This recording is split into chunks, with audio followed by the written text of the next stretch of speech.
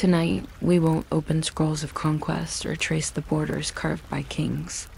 Instead, we'll enter a circle of felt and firelight where silver catches its breath on the rim of a cup and horsehair knots rest uncut on a chest. The brazier hums like a patient animal, and the curtain breathes in time with the wind outside. Here, the camp is a court without stone, and diplomacy begins not with decrees but with gestures. A guest unbuckling their sword, a host nodding once, a small bowl of Mars milk passed slow enough for tempers to cool to the pace of breath. Under this roof, peace is not declared, it's demonstrated. One shared silence at a time. The light is low but deliberate. It shows inventory like a quiet archive, a clasp, a belt, a small chest that smells of pine and wool. Each object meant to be seen as punctuation, not treasure. The lady's seat rests half a step from the fire, close enough to warm her hands, far enough to read the faces that seek permission to speak. Words here are measured by breath, not by rank. A clever envoy learns to drink slowly, to leave the first pour unfinished, because that half cup means you may return. Beyond the tent, ropes hum the cold. Within kin lines hum two sisters, aunts, foster ties stretched between clans like hidden cords that never look strong until someone pulls. A quarrel can soften under a cousin's laugh, or be healed by a nurse who knows both dialects of the same silence. Here, a horse can carry dignity from one camp to another. A gift can buy not wealth, but time to think. The maps of this world are drawn by relationships, not rivers. Borders shift where affections do. Archivists find that maddening. The people who live here find it merciful. If you must count songs, because chords are remembered in verses, not in ink. A knot of horsehair can promise a reunion. A small embroidered ring tucked into a pouch can say, "We'll remember you by how gently you arrived." And somewhere near the brazier's edge, a singer hums the camp's softest law, that patience is not suspense, but a kind of strength, one that makes warmth last longer than the fire itself. So lower the lights. Let the hum of felt and flame settle over you. And if the quiet reason of this tent slows your breathing, that's already enough to belong here. The felt curtain moves once, soft as a sigh, and the sound reshapes the space around it. Beyond the brazier circle, a voice murmurs, and a chair creaks as if the air itself has remembered its manners. The night outside keeps its distance. Inside, a promise waits in the rhythm of small gestures, gifts laid out first, steel placed aside, eyes lowered just enough to mean respect. This is where the court begins, without marble or decree. A single seat, a braid of smoke, a glance that measures more than any treaty. The lady's tent is ready. A felt curtain lifts, and the firelight bends as if it remembers the weight of 1,000 nights. Silver glints on the rim of a cup. A braid of horsehair rests uncut on a chest. The brazier hums softly, an animal half asleep, and the tent itself becomes a kind of courtroom without stone, where law is written in gesture and warmth. Visitors arrive unarmed because trust is a custom older than any treaty. Fur and silk and a bridle bright with browns are laid down before questions begin, the way milk warms slowly on the edge of the brazier. Bread and Mars milk pass from hand to hand until tempers, if they came on horseback, dismount and sit quietly by the fire. Under this roof, the road pauses and speech begins to move at the same pace as breath. The lamp burns low, but the light is deliberate. It shows the small archive of a household, belts, clasps, a chest that smells of pine and wool, each piece arranged not as treasure but as punctuation. At the heart of the tent sits its quiet authority, the lady, never an ornament but the balance point around which words find order.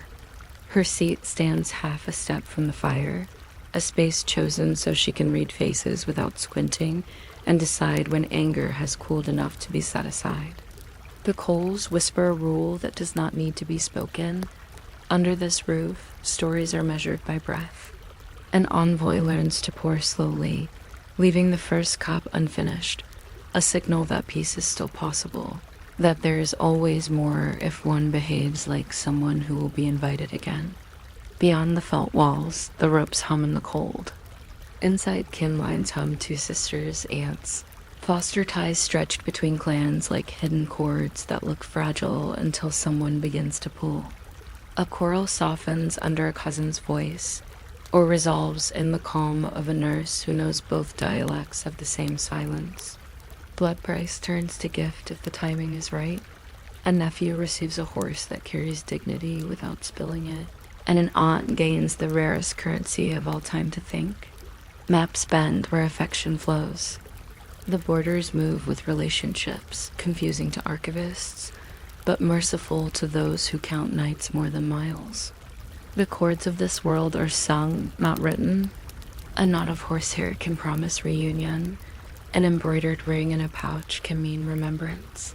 Here, habit is the only ledger, and the measure of wealth is how gently the wind agrees to be a wall. This is how a court becomes a camp, how decisions travel, breathe, and outlast the smoke that watched them.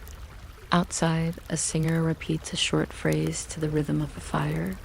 It is not suspense, only patience, the kind that keeps warmth alive after the flame dies. And if the quiet reason of this tent slows your breathing, that's already enough to belong here. When the road stretches again, it carries something like a treaty that was never written down and therefore cannot be misplaced in a chest, which is convenient. A bridal caravan moves along the verge, horses clinking, weapons wrapped, and cloth speaking better than letters. The bride's attendants do not merely escort. They keep a channel open, new news and recipes, roots hidden in songs, a practical version of gossip that can cross a river faster than a cart. Markets swell along her path because people prefer to sell things to people who are busy staying polite. A ford by a bend takes her name for a generation, the way a stretch of road near house ends up called after the bakery, and then the bakery is gone and the name stays anyway. Every visit home renews a treaty more efficiently than a stamp. Sometimes between watersheds, kin trade sons and nephews the way a storm trades gusts, and no one calls it hostage with a hard face. They call it a safe bed, a sure meal, a chance to hear how the other camp cooks grain, which is a real power that never makes it into chronicles knowing the smell that means supper is honest. A woman can negotiate this better than a spear can, and that is not an insult to spears, which are very good at what they do, which is loud. She can arrange an exchange that makes tomorrow less sharp by moving a cousin today at dawn. She can set a fair day and then call a bridge into being by promising to stand on one bank and smile, a logistical miracle that engineers might envy if engineers liked smiling. If storms threaten, she asks for delay, and delay is not surrender, only a shield that wears a clock. There is a small humor in this you might appreciate at this hour. Somewhere a very stern writer once had to explain to a very stern chief that waiting is a tactic, and both men nodded as if they had invented it, while the women quietly inventoried the patience. Trust arrives in small pieces the way sleep does. An open gate, a night fire seen from far off, a guide who knows both banks, a name pronounced correctly on purpose. This is not a grand alliance in a palace. It is a pouch that gets heavier with tokens until it opens by itself. If you are still with me, you are doing fine. You can blink slower, like a horse who has decided the wolves are busy elsewhere. There is technically a mildly strange fact that sometimes a bride's root taught geography better than a tax clerk, which made the tax clerk a little sore. And yes, there are murmured tales of the first time someone got reprimanded for mislabeling a ford named after the wrong aunt. On the way home, the caravan collects small markets the way a coat collects burrs. People buy rope they will claim was for a tent, but really it is for a promise. People buy a copper buckle not because it shines, but because it does not rust when it hears bad news. If you listen, the road is soft power with hooves. No drums, only a steady list of future visits. In camp again, economy looks like a chest and a loom and a felt panel that will later travel as payment, favor, or pledge. Cotton does not show up here much. Wool and silk do. Felt is the unglamorous cousin that pays its taxes twice because it can be rolled and sat on. The lady's chest holds a month's safety for a handful of riders and a seed of grain for the months when wind forgets manners.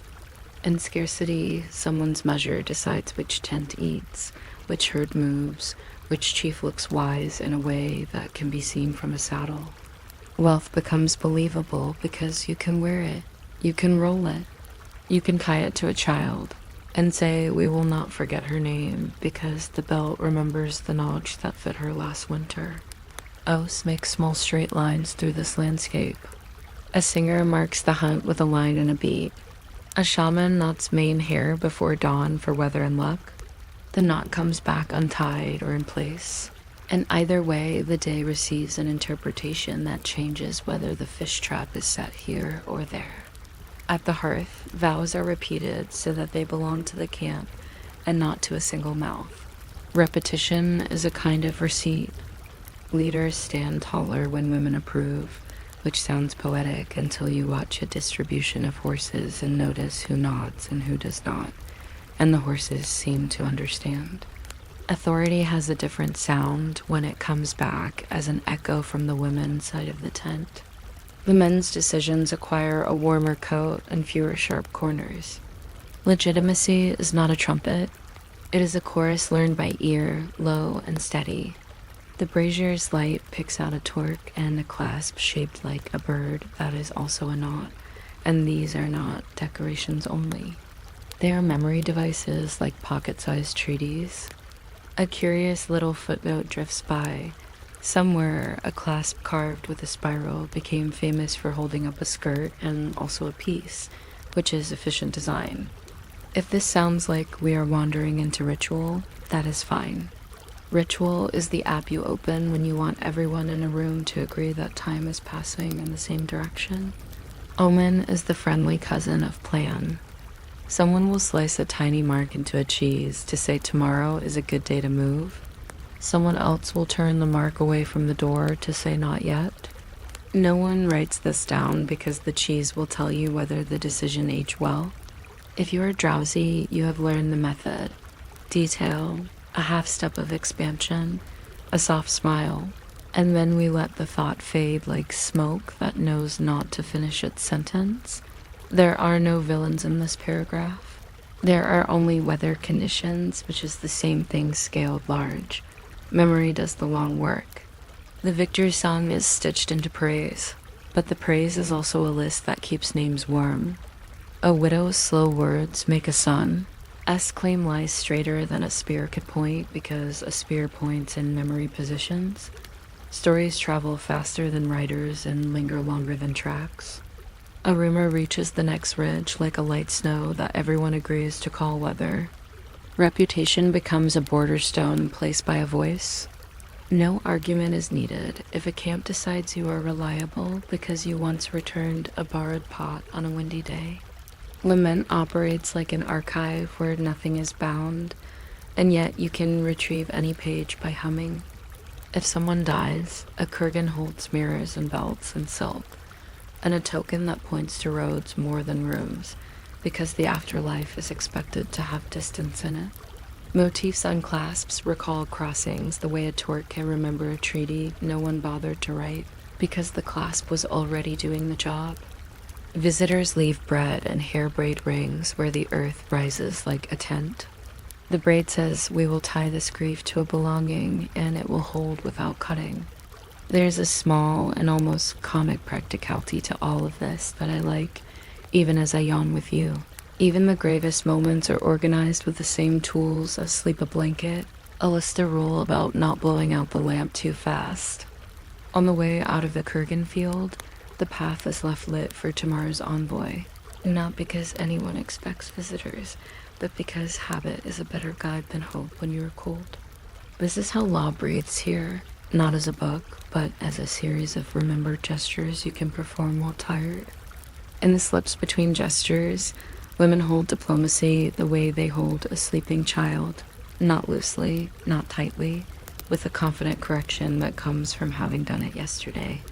When a cousin's boy returns from a season abroad, the tent edge is lifted a little higher for him.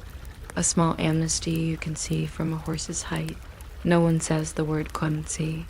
They slice more bread. Now and then, a traveler tries to test the border by stepping past a rope. The rope, being a rope, has no opinion, but the women do.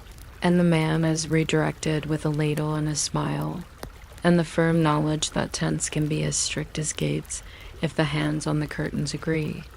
If you want a final soft fact to carry into your pillow, consider this.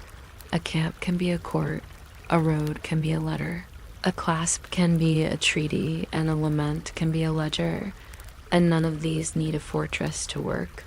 The cold open closes itself without closing. The felt falls, the embers bink, the horsehair knot waits for dawn, and somewhere a singer rehearses one line and then repeats it because the night prefers a gentle loop. I will keep talking at this pace, the kind that learns your breathing and refuses to hurry about, the soft power that travels under the name of women in a society famous for speed, and you can drift as you like while the path stays lit because someone not in a book decided that tomorrow needs a clear entrance. You might not expect the price of wheat to decide the exact weight of the bread you held this morning, but in a good number of medieval towns, the loaf in your hand owed more to a quiet table of numbers than to the baker's mood.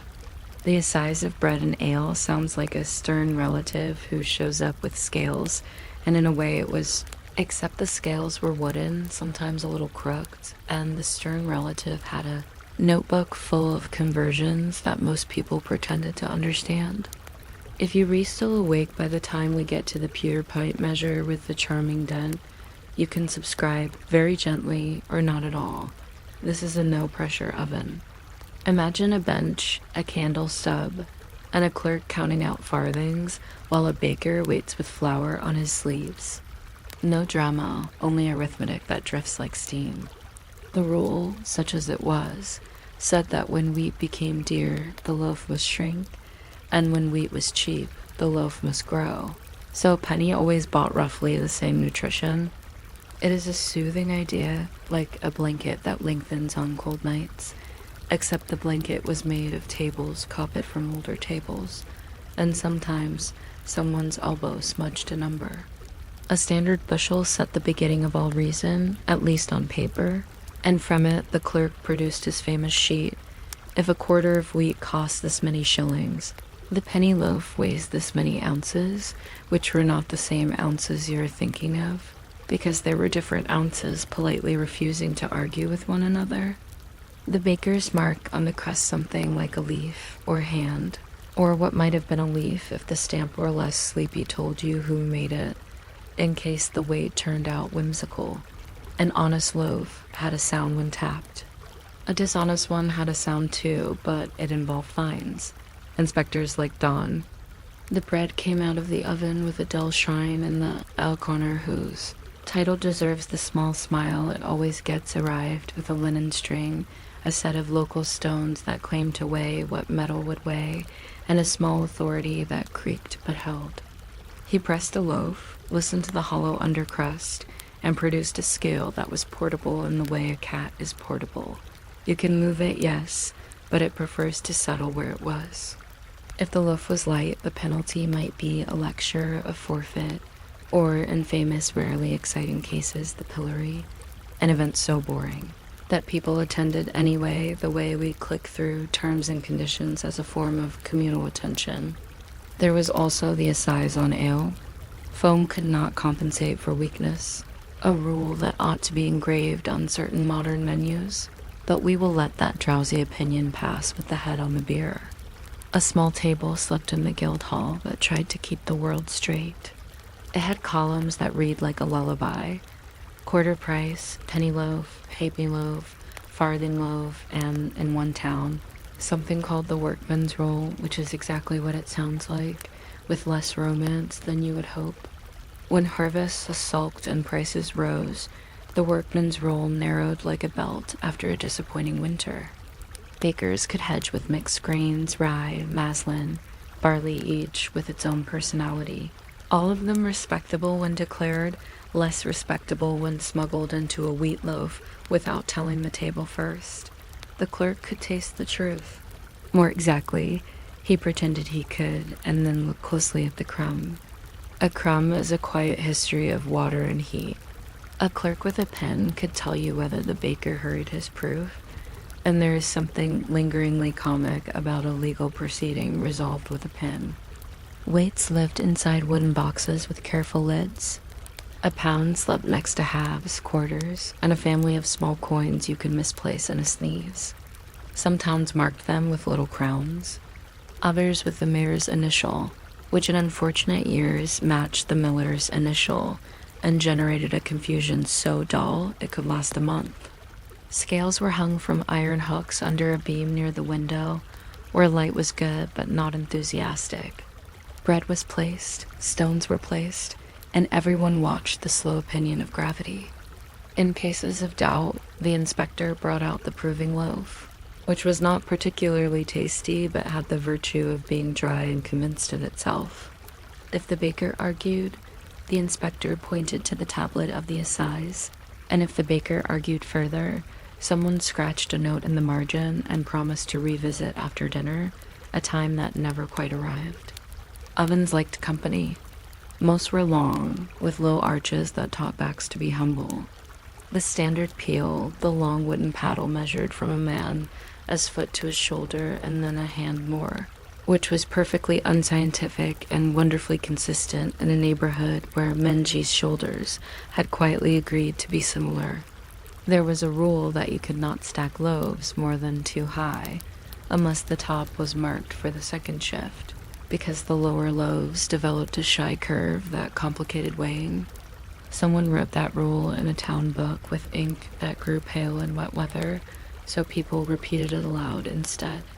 A baker's apprentice learned to slide loaves in rows, the way a librarian learns the alphabet in her hands, and he counted by smell, which is not silly at all, since rye tells you when it has finished in a way wheat does not, and barley hums to itself even when asleep. Marks on the crust were not for decoration, though they were decorative in a modest way. Families kept stamps near the oven mouth, each one a little portrait of someone's patience. The mark said who would answer for the loaf, and the pillory, if it must be mentioned yet again, was less a punishment than a civic reminder that bread is a public substance. There was also the assize's kind cousin, overweight loaves, which earned a nod and a small smile, and perhaps a loyal customer next week. A festival week brought sugared tops that nobody measured because joy has its own table. If sugar did not happen in your town, honey did, and if honey could not be spared, a brushed glass of water made pride in the crust and in for sweetness with only a little embarrassment. Ale wandered alongside bread like a calm friend who knows the way home. The ale conner tested strength with a method that may or may not have been more theater than science, involving leather breeches and a bench, which we will not describe because it is late and not especially flattering. The more ordinary test used a graduated jug of pewter, dented where mugs had tapped it in agreement. A gallon was not always a gallon, but it had the decency to pretend. The ale had to proof itself by taste and by complaint rate. If too many people frowned onto their foam, the brewer was invited to explain how a vigorous wort had fallen asleep on the job. Hops entered the stage in their own century, and their arrival was treated as both a kind of miracle and a kind of cheating, which is how innovations prefer to be received. Markets breathed in tents and out again in carts. Bread tokens circulated like shy coins, bits of lead, stamped with initials redeemable at a stall that would recognize the little bird or star you carried. A housewife could send a child with a token in confidence. The child might return with the wrong kind of confidence and 2 smaller rolls, a practice addressed by a sermon that nobody remembered in full. Millers took their toll in honest portions that looked dishonest and dishonest portions that looked honest. A good town had a millstone blessed by familiarity, and if the miller whistled on Thursdays, the flour turned white, enough to keep the clerk from sighing. On days when the wind forgot, hand querns returned with a clack that sounded like two old men agreeing to disagree. There were seasons in this arithmetic. Lent thinned the table entries. Fast days made fish peddlers briefly important, and bakers proved their piety by pretending not to count the extra rolls. Harvest made everyone generous with opinions about moisture. Winter reduced yeast to a timid thing that needed coaxing near the hearth. Summer made it overconfident and inclined to climb out of bowls when no one was looking. The most contented yeast lived in wooden troughs that had learned the family and wanted them to succeed. Yes, the troughs learned, or at least they kept a resident community that performed like memory, which is almost the same. Clerks liked to copy. The assize drifted from town to town like a pilgrim with sensible shoes, adopting local units the way a traveler adopts local bread. Somewhere a marginal note explained that 12 ounces sometimes meant 15 because of air and hope. Somewhere else a mayor underlined sufficiently baked with 2 lines and a dot, a kind of municipal exclamation point. Guilds posted prices with chalk in doorways, and chalk proved to be the least reliable part of the system in wet air. Citizens developed the habit of asking the baker directly, which was more efficient and had the benefit of smelling good. When things went wrong, they went wrong slowly, like a loaf that rises and then pauses, and then remembers a matter it must attend to in the middle. Dearth rearranged the table. The penny loaf shrank into something like a whistle. Rich households ordered manchet white and airy as a boast. Poorer ones accepted maslin with the careful grace of practical people. The assize still stood there with its fingers folding and unfolding, trying not to be caught out by arithmetic's soft humor. A chronicler recorded that in a thin year, a baker gave more weight than the table required, just to stop the sighing at his door. The chronicler did not record whether he slept well that winter, but it seems likely. I like the way the oven makes time tactile. An hour is a crest color, a minute is a note under the knuckle. Bakers ran by senses that law politely tried to translate. A town could set 3 bells mix, load, draw, and still the bread answered to warmth in a way bells cannot ring. There were quiet inventions, a damp cloth over a bowl, a thumbprint to judge springs, a twig on the peel to count rows. None of these made a statute book, though some were penciled in as if they might someday become important, which is how most human cleverness spends its early life. When you step back, the assize is only an agreement about fairness enacted through bread. It wanted to promise that a penny tomorrow would not betray the hunger it relieved today. It did this with a kind of ceremonial fuss that towns perform so well. Public weighing, public posting, the dignified walk of the inspector who knew the names of children and rabbits. There were jokes, of course, about men whose loaves were lighter than their thoughts, and about wives who suspected that the weight lost on the scale reappeared in the baker's pocket. The jokes were traditional, which means they were told slowly and without surprise, which is the best way for a joke to help anyone sleep. In one corner of one market, a particular set of weights survived long enough to collect stories. The half-pound had a nick that everyone ignored. The quarter had a shine in the shape of a thumb. The smallest weight, something like a bean, went missing for 3 weeks and returned of its own accord, as if weights could take holidays. The inspector claimed he could feel when a loaf was honest just by holding it, a claim refuted by experiments and upheld by sentiment, which is how most useful claims exist. Sometimes the assize knotted itself around ale. Strength, price, measure 3 sleepy trios that seemed to agree with one another only on Tuesdays. A brewer swore by his mash tub. The ale conner swore by his jug. The citizens swore by their preference for the tavern with the heavy mugs because the weight felt like generosity. There was a test with oatmeal, another with a candle, and one involving a piece of leather whose details are best left to people who enjoy antique upholstery. All of them pointed in the same direction: make it fair, and if not fair, then at least persuasive. There's a story about a mayor who insisted on recalibrating the town pound by comparing it to a conche, stone his grandfather trusted. The scribe wrote very gently that the stone made a credible pound because the mayor did. In another place, a baker kept a loaf from the best week of his year and dried it very carefully. He used it to argue about moisture content with the inspector, who declined to engage, perhaps because the loaf looked like a relic, and one does not argue with relics. A third place had a cat who slept on the scale pan. No one moved the cat, so all winter bread weighed slightly more than usual, and peace broke out in the form of thicker slices. If you have drifted, the important part is simple. The assize tried to keep the loaf and the coin in conversation. Every market day was a negotiation where heat, grain, and arithmetic met and agreed not to startle anyone. This is why the tables feel like lullabies. You hum them without meaning to. If the quarter is dear, then the penny is small. If the quarter is gentle, then the penny is generous. No one ever finished the song. It changes by harvest and habit. On feast days, a sweet roll ignored the columns and walked in sideways. It was tolerated, even by the sternest clerk, on the theory that joy corrects itself. Children learn the stamps by taste rather than sight, which is a skill no law can standardize. Travelers compared crumb the way we compare weather, lightly, with more interest in the telling than in the conclusion. A foreigner once admired a loaf for being of the proper gravity, which proves that even compliments were measures then. Night gathered around the ovens. The last straw came with the sigh that bumped the ceiling. The inspector took his stones home and set them in their box like small animals. The baker leaned his peel where it always leaned, and the yeast prepared opinions for morning.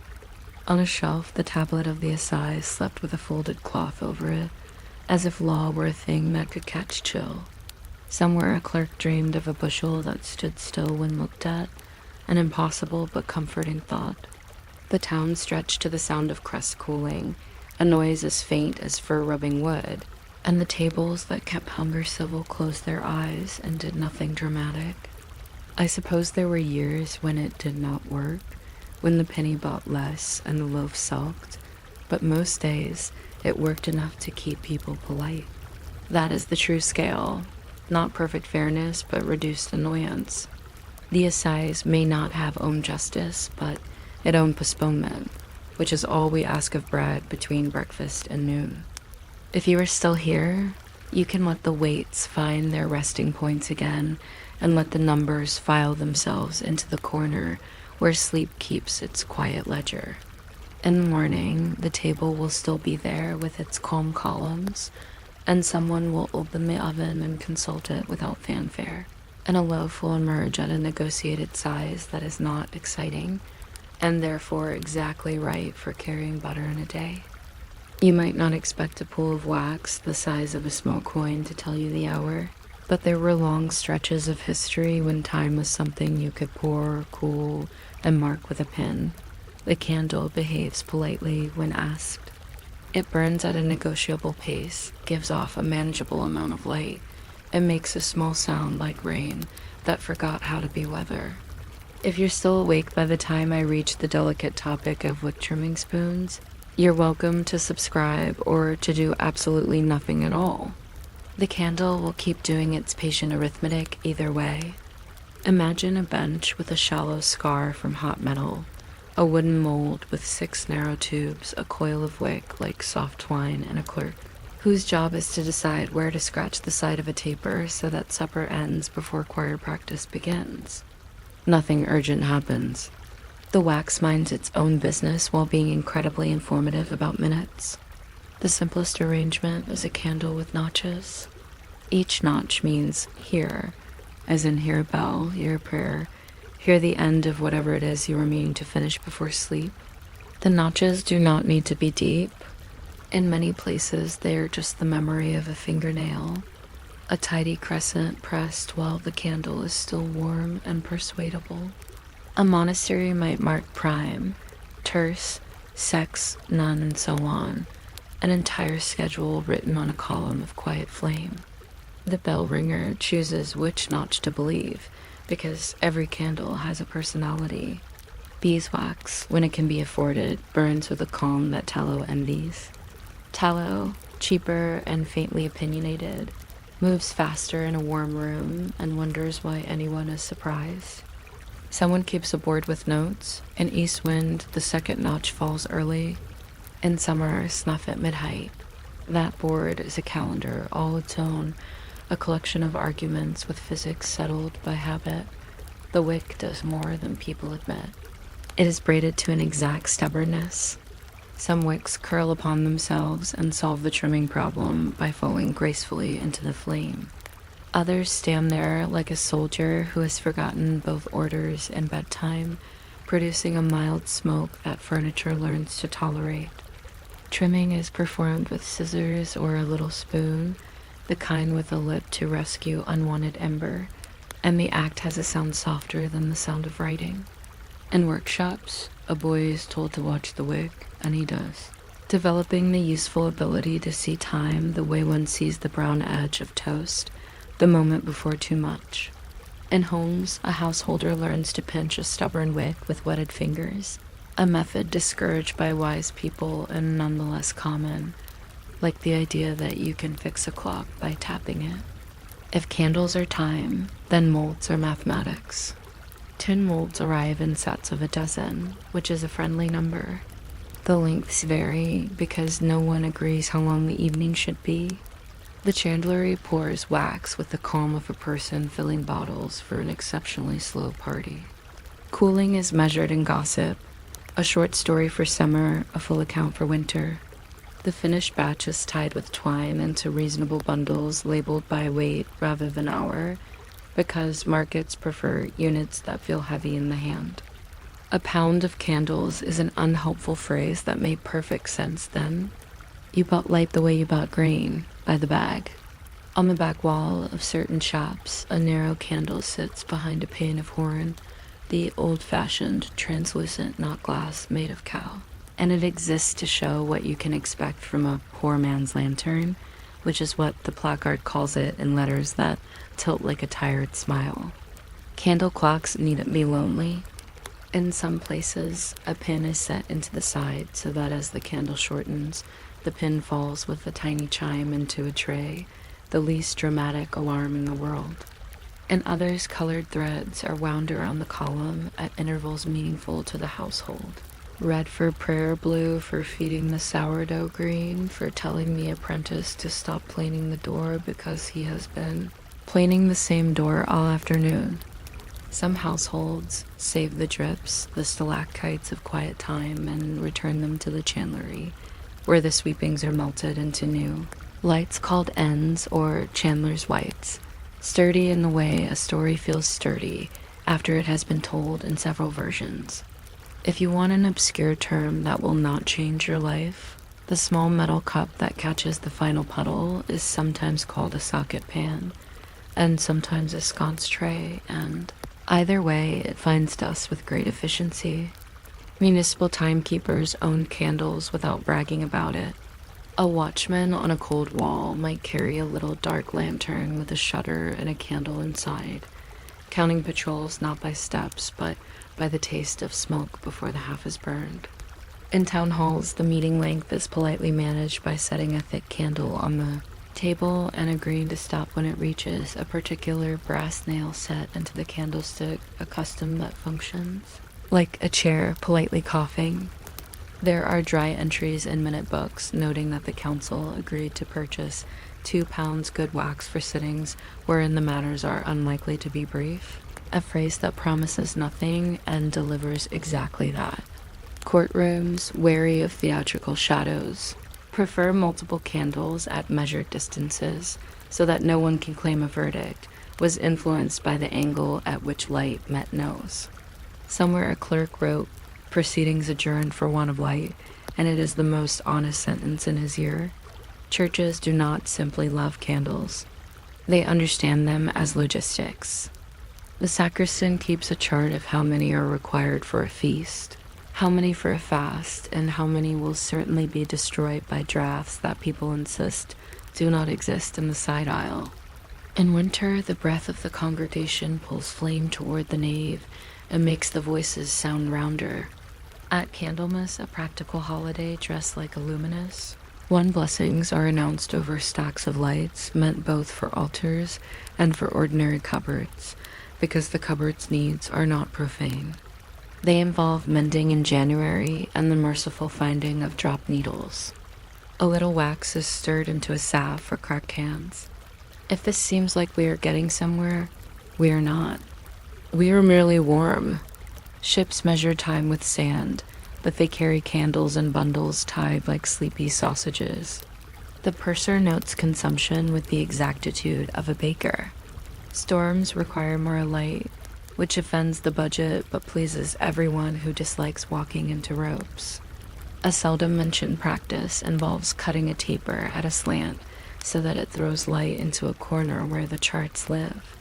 A more common practice forbids open flame near anything that invites regret, which is a long list that includes everything except the sea itself. The watch jokes that the real captain is the wind, and the second in command is the man who decides when to snuff the mid-watch candle.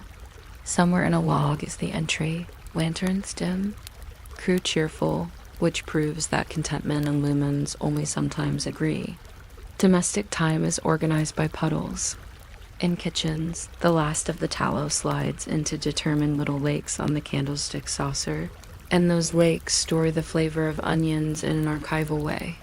Cooks count recipes by how far the candle advances on the wall a stew that wants 2 fingers, a pudding that wants 3, a roast that wants 1 candle placed nearer in spirit if not in space. The household book records a method for equal light, which involves placing 2 candles before a sheet of bright tin, a technique that doubles not brightness so much as the likelihood of knocking something over while admiring the improvement. Children learn to hold their slate at an angle that intercepts glare, a skill valuable in school and life. They also learn the rule that no one blows out the parlor candle unless they have earned the right to make the little smokes, a privilege distributed by mothers with a sensitivity to fairness that should have been borrowed by parliaments. Smells tell stories. Beeswax smells faintly of summer. Tallow smells faintly of winter done cheaply. Scented candles are not an invention of our century. A little rosemary or bay slipped into the mixture claims to keep rooms honest. Apothecaries sell them without overpromising. They also sell night candles in squat forms that fall asleep early. There is a tradition, very quiet and very stubborn, of casting memorial candles that burn as long as the ceremony requires and then stop, as if time and grief had agreed on a limit. The wicks for such candles are thick but humble, requiring no attention once they begin their well-behaved decline. Printing houses treat candles as colleagues. Type can be set by low light if the compositor knows his case and trusts his fingers. A compositor's candle wears a paper shield to keep wax from the E's and a S. The shield, sometimes called a saver, collects a fringe of failed mornings. Proofs are read at a distance from flame. The human eye is considerate, but easily distracted by the yellow wobble that makes an eye look like something else entirely. A certain printer wrote that he preferred 3 candles to 1 oil lamp because 3 small arguments produce a calmer truth than a single bold one, which is how printers talk when the form is locked and there is nothing to do except wait for the pressman to finish telling a story. Candle clocks do not think of themselves as rivals to sundials or water clocks or the elegant contrivances of astronomers. They are the friendly neighbor who knows when the milk will just begin to think about boiling. From the kitchen to the counting house, they provide good enough now rather than perfect later, which is why they lasted in places that considered accuracy a kind of impertinence. A town crier might split his shift by candle rather than hour and achieve the same effect. People hear the news before bed. No one consults a quadrant. and the dogs learn to anticipate the ring of iron shoes. Every device includes its own vocabulary, and candles are generous in this respect. There are dips, molded tapers, rushlights, bougies, spilled tapers for carrying flame, and the marvelous curfew candle, which is simply a short light designed to do nothing more dramatic than survive until the embers are safely arranged for sleeping. A rushlight, if you have not met one, is a reed peeled and soaked in fat, bright as gossip and only slightly less smoky. People keep them in iron clips that look like patient birds. A bougie feels expensive by name alone. In practice, it is just a tidy wax cylinder with a certain posture. None of these words insist on themselves. They will allow you to forget them without consequence. Guilds mattered quietly. Chandlers were not glamorous, which is perhaps their highest virtue. They mixed, poured, cooled, and bundled through seasons, adjusting formulae the way primary school teachers adjust voice lower in the afternoon, brighter in the morning. Their mark on the bundle became a local shorthand for trust. The town ordinance might stipulate that each marketplace stall have a candle after dusk to discourage sharp practice and encourage slow purchasing. The same ordinance likely included a note that stalls selling fish required two, which is a form of mercy disguised as regulation. There is another kind of candle clock, the one made of incense and thread in certain places far from the drafts of our European kitchens.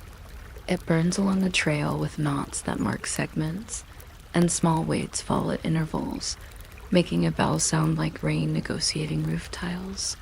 It is a cousin of our pin and wax, doing the same work with a different set of manners. We will not follow it far, because this is a narrow midnight lane, and we are satisfied with the local street lamps. But it is nice to know that time smelled nice for someone. Accidents teach technique more effectively than principles. From time to time, a household discovered that candles kept on a mantle near a chimney leaned too enthusiastically, resulting in an admirable dropout of molten ideas onto the hearthrug. From time to time, a city discovered that storing barrels of tallow near barrels of optimism led to memorial service notices. People learned to snuff, to shade, to set wide dishes under narrow candlesticks. They learned the value of snuffers shaped like little bells and of extinguishers that pinch without leaving smoke. They discovered that moving a candle is most safely done after counting to 3, a principle that, while small, could be adopted in many parts of life. Even money found its way into candle time. Certain ends charged by the candle, a night measured not in hours, but in how far the flame advanced down an agreed-upon length, a system generous to sleepers and less so to readers. Some offices governed overtime with a 2-candle rule, a humane policy that assumed no problem worth solving would survive a second taper. The accounting books note purchases of midnight sticks, an expression that looks like poetry and is instead just sensible planning. If you have drifted for a while, the point is gentle. The candle kept schedules human-sized. It did not argue with clouds, or leap forward in spring, or sulk in autumn. It offered a pace that work could follow without splintering. In its glow, you could see what you were doing, and also what you were not doing, which is a helpful distinction after sundown. The worst it demanded was attention in small increments, and the best it offered was the feeling that time, like wax, could be soft if handled kindly. There's pleasure in watching the last centimeter work itself out. The flame makes its low decision to widen, then to fade, then to forget. People say, "That's us done," which is the candle's actual sentence spoken by a person. On a winter evening, the stub is pressed into a drawer well to scent linen. On a summer night, the stub is added to a hoard that will be melted when the weather encourages melting. The drawer remembers these additions and smells faintly of domestic diligence. By now, we have reached wick trimming spoons as promised. They live near the scissors and have names like doubter, snuffer, and extinguisher. And if those are not names, then they are nicknames so affectionate that they qualify. A good spoon keeps its hinge quiet. Its bowl carries the spent wick nub away like a tiny funeral boat, and the candle thanks it by stopping the little smoke that tickles noses. Families develop a favorite tool and defend it against all others. Ours pinches better, they say, and it does, because it belongs to their hands. Libraries, which seem to have been invented partly to keep candles from feeling unemployed, adopt 1,000 gentle rules. No flame near bindings a warning nut bindings ignore. No candle on the edge of a table unless you are a person with a flawless life. No leaving a candle to burn down beside a pile of pamphlets, a mistake that pamphlets cannot be expected to forgive. Ranged along the walls, candle branches, those fat, many-armed holders, seem like polite trees. Their wax strips develop into stalagmites that a porter cuts off with a blunt knife come Friday. He stores the trimmings for the porter's fund, which buys, among other things, more knives. The nearer we come to the present, the more the candle becomes ceremonial, which is a way of saying it keeps its talent but loses its job. Evening becomes light without flame, work lengthens until the chair complains, and time is measured by buzzing things. Yet people still mark steps on wax for weddings and vigil nights. They still believe a little that a flame is a respectful listener. The old notches become decorative, the old molds nostalgic, and the old spoons oddly collectible. Everything practical becomes eventually sentimental, a process candles accept with dignity, so we can end nowhere in particular, which is fitting. Imagine the last duty of the day. The householder or the apprentice or the clerk with the quiet job walks the length of a room and cups a hand around a flame. A soft breath, a kissing sound, a thread of smoke that points at the ceiling as if to say there is always somewhere up. The room remembers the light but does not miss it. On the table, 2 drips congeal into the shape of harmless mountains. The snuffer goes back to its hook. The wick puckers like a satisfied old man. And the notched candle, whether at the 1st or the 7th mark, agrees that we have done enough for now, and that the rest of the hour can be safely left to darkness, which has its own kind of clock if one listens.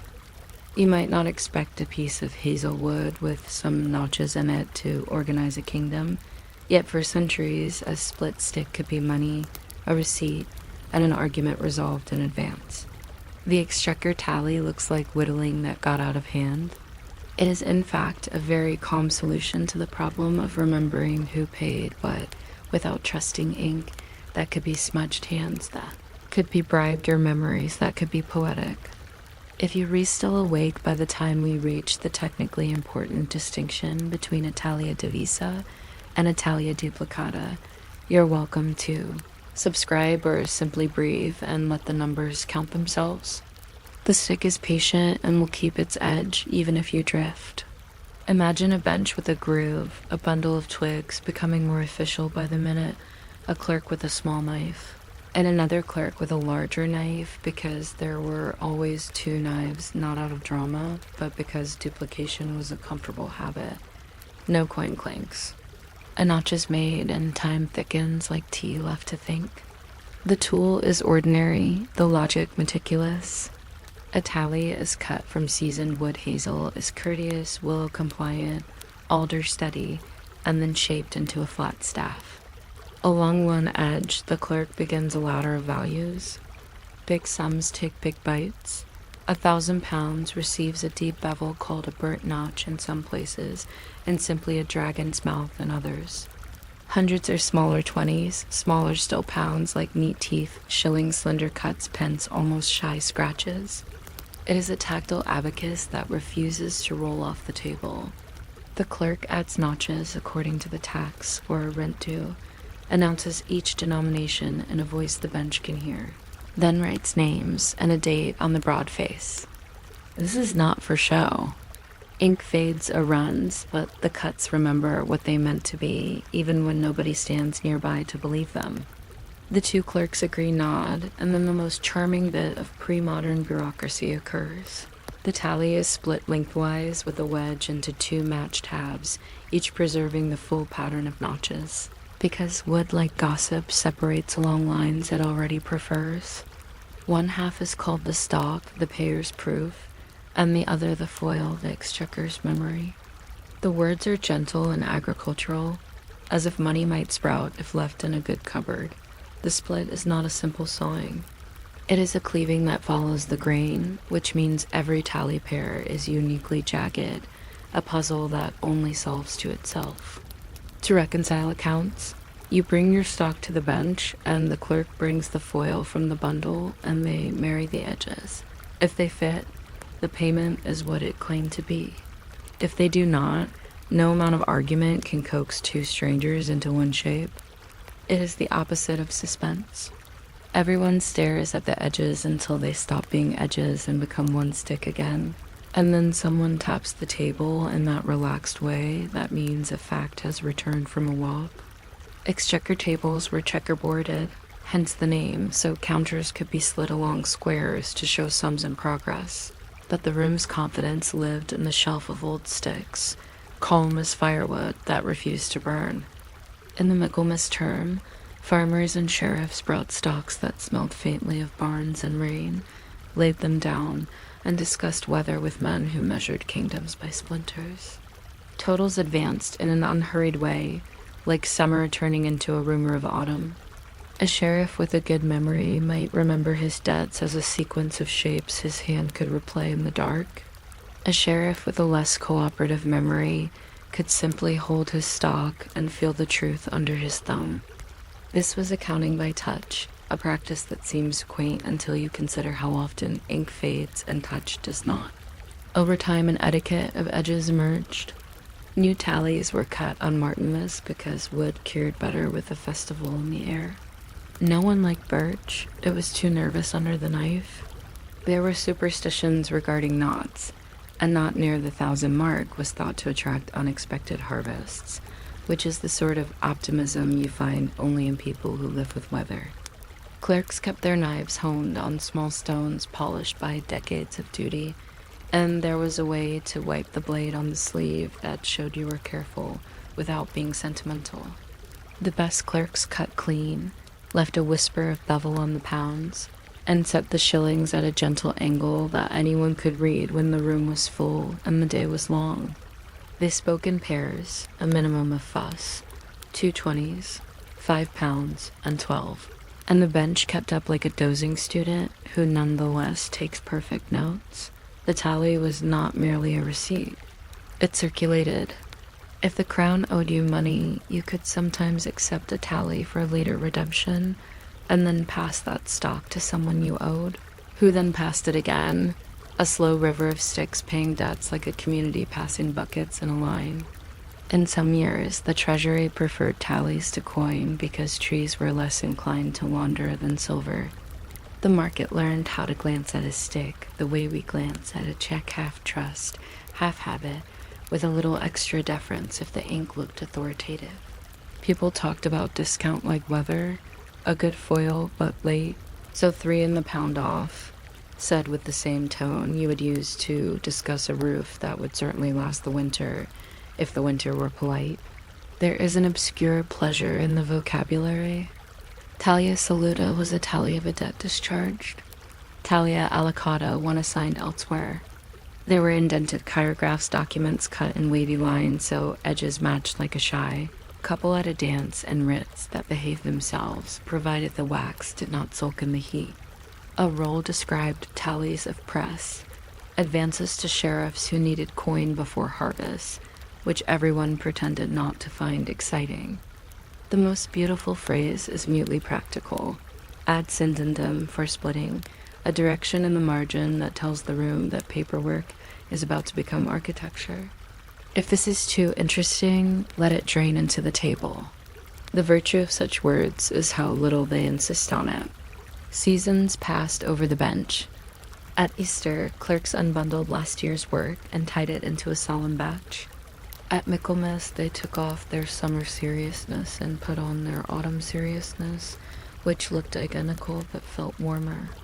Parliament and certain reigns accepted tallies for taxes due, and so a day might feature a squire with a pocket of coins and a neighbor with a stick. each convinced he had chosen the wiser instrument. Merchants used tallies at the customs.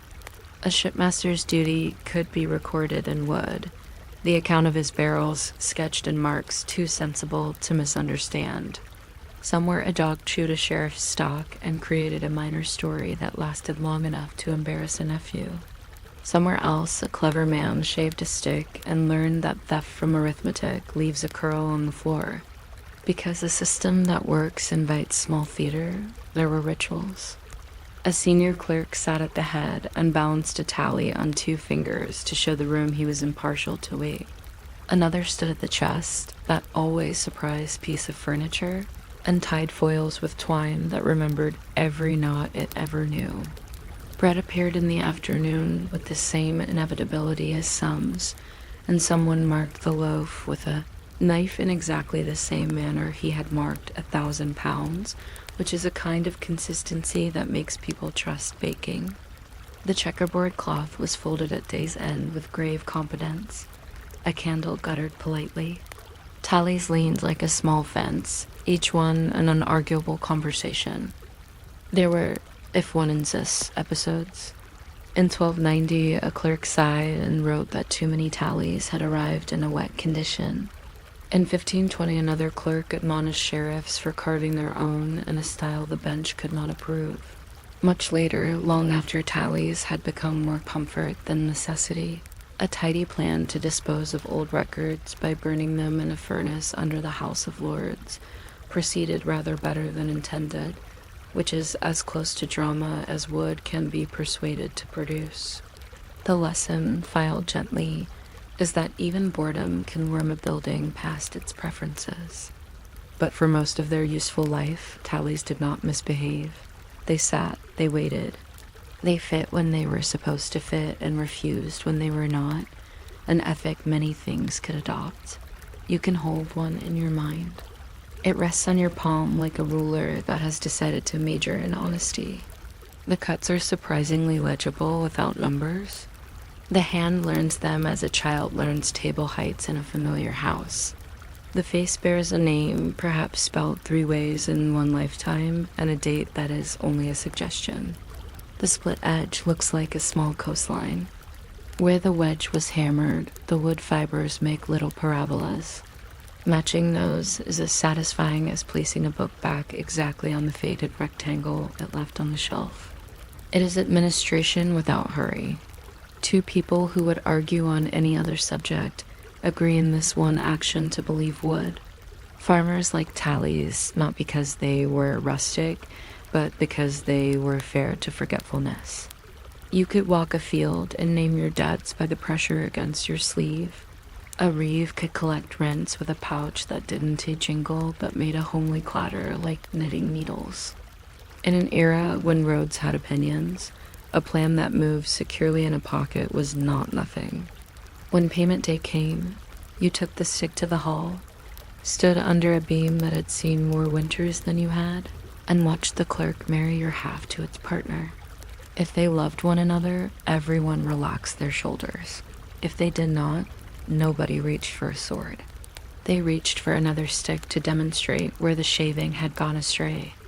Merchants found mileage in the idea. A London woman advanced coin to a country factor and received a tally for the bales due in spring. He then passed that stock to a dyer in Southwark for woad, who passed it to a sailmaker for canvas, who finally brought it to the exchequer to set off a duty. The stick traveled farther than many people. It acquired a polish from hands and from breath on cold mornings. It bent very slightly and then refused to bend more. It was not lovable, exactly, but it was companionable, like a chair that never complains about your choice of book. It is pleasant to list denominations the way one lists spices. A deep V for 1,000, a neat bite for 100, an oblique for a score, a square for a pound, a notch for a shilling, a scratch for a penny. Half marks made a tidy compromise, and quarter marks were encouraged not to exist unless urgently necessary. The left margin bore a little chamfer, so you could tell top from bottom in a dark cupboard. Some clerks added whisker cuts to keep place. Some grew artistic inland and carved a tiny leaf near the name, an indulgence tolerated provided the totals behaved. You will not require any of this later. It is here to make your breathing slower while the knife makes sense out of wood. Town gossip wrapped itself around tallies because gossip is an adhesive. People said the sheriff slept on his bundle because it was more reliable than pillows. People said a clerk could match foils in his sleep and sometimes did. People said a certain judge preferred tallies to witnesses, which is both a joke and a philosophy. In taverns, a man would produce a stock and tap it on the table to prove solvency, a gesture that made a sound somewhere between a promise and a small hammer. Children used discarded sticks as swords until someone shouted that accounts were not toys, and then, after the shouting, someone else admitted that objects which have finished their work deserve to play. The bench liked order. Tallies were bundled by county, then by sheriff's year. Then by the sort of logic you can only learn by sitting with clerks for several winters logic, involving boxes that have personalities and shelves that refuse to hold what another shelf was happy to cradle. Someone made a list on a roll so long it resembled a minor river. Someone else cross-checked by smell because oak and hazel keep their identities longer than ink. The room acquired a geography of where for what. Finds on the second shelf left, farms on the long press near the door, customs in the chilly corner that kept weevils honest. When a new man arrived, he did not ask for instructions. He watched where hands reached without thinking. Now and then a foreign visitor admired the system and pretended to misunderstand it for the pleasure of being corrected. "Your money is wood?" he asked with a face that tried for innocence and landed on polite. "Our memory is," the clerk said, and the visitor wrote that down as if he had discovered something someone had mislaid.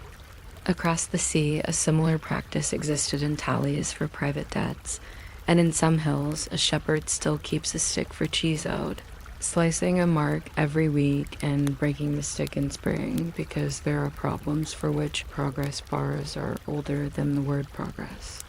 An oddity worth keeping in your pocket is that the word stockholder begins with this very stick. To hold the stock was to hold the claim. Ownership sat literally in the hand. Later, when paper learned to impersonate wood, the word kept the habit and pretended nothing had changed, which is an argument for letting words nap rather than waking them to discuss etymology. Another pocket fact is that foil lived on to mean a counterpart that shows the shape of things, the way an honest twin makes a main character look more itself. You can ignore both of these observations at once and still sleep well. What the tally did best was reduce heat. In rooms where money was a topic, people were inclined to become louder than the chairs approved. A stick that fit into another stick turned volume down. It put the decision into wood and out of mouths. A world with more of that would not be worse. When disputes did happen, they were of the administrative, almost cozy kind. A county sent sticks tied in a knot nobody else used. A clerk adopted a flourished G that looked like a fish and therefore disturbed the archives. A sheriff offered a stock that was technically fine but smelled strongly of cheese, which the regulations did not forbid and the staff could not forgive. I like to imagine the end of day at the bench. The knives go into their pouch, honed and considerate. The foils go back into the chest, which sighs because chests always sigh. The checkerboard cloth is folded along the same creases a man's father used, and then his father's father, who perhaps invented one of the creases during an unmemorable winter. Someone sweeps and finds a curl of wood that looks like the number 5, although numbers were never carved, only implied. Someone else writes a short line in a long roll and sands it with a pinch of something that might be ash. The door says a quiet word to the latch. Outside, the town remembers that accounts are a form of storytelling, where the moral is that tomorrow will also require wood. Centuries turn with the slow liberty of a page that prefers not to be hurried. Coin becomes more available. Paper arrives with its short temper and long reach. Tallies retreat from the front line to the calm of back cupboards. They stay useful in counties that trust grain more than ink and in offices where habit holds the pen. The exchequer lingers in wood because wood forgives damp and forgets scandal. There's no declaration ending a practice, only a drift, like a river that discovers another bed and takes it out of respect for gravity. Perhaps you have been asleep for a paragraph. That is exactly right. When you return, the stick is still in your palm. The notches have not migrated. The edge still knows its partner. If you imagine lightly, you can hear the bench's thousand small sounds. The shave of the knife, the soft report of a wedge, the murmured totals, the faintest cheer when a stubborn pair finally fits, the cough that means the hour has changed without consulting anyone. You do not need to decide anything.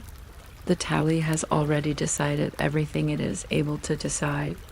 There are other ways to measure faith. One is to trust a signature. Another is to trust the shape a split made once and will make again, because wood repeats itself when asked politely. A treasury that ran on sticks looks quaint to anyone who has never had ink spill, candles misbehave, or memories turn witty. But if you set two halves together and hold them to light and they become one, you recognize something sensible disguised as homely. Payment is not a story in need of flourish. It is a join with no gap. At the very end of the day, or the century, or the system, someone tidies. Old tallies are boxed and labeled with a pen that wants to be precise. Later, someone else decides to be practical about space and warmth, and does what practicality does. A furnace takes an interest and for once gives more attention than requested. This anecdote belongs to another room and to people who stayed to watch. We will not. We will stop in the quiet moment before that, with bundles stacked like modest hedges and air full of sawdusty certainty. The clerk closes the chest with a gesture that has learned how to be final without being emphatic. A sheriff adjusts his hat and finds he is taller by the absence of worry.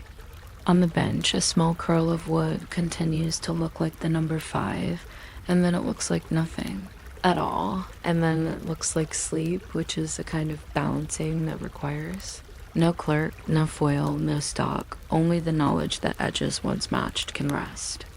You might not expect a plain stick nailed to a wall to settle arguments for a century, but in many cloth towns, a single rod, the wand, smoothed by 1,000 sleeves, decided how long a promise was.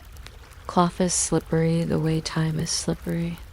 It stretches if you admire it and shrinks if you price it. A public measure kept everybody honest in a sleepy wooden way.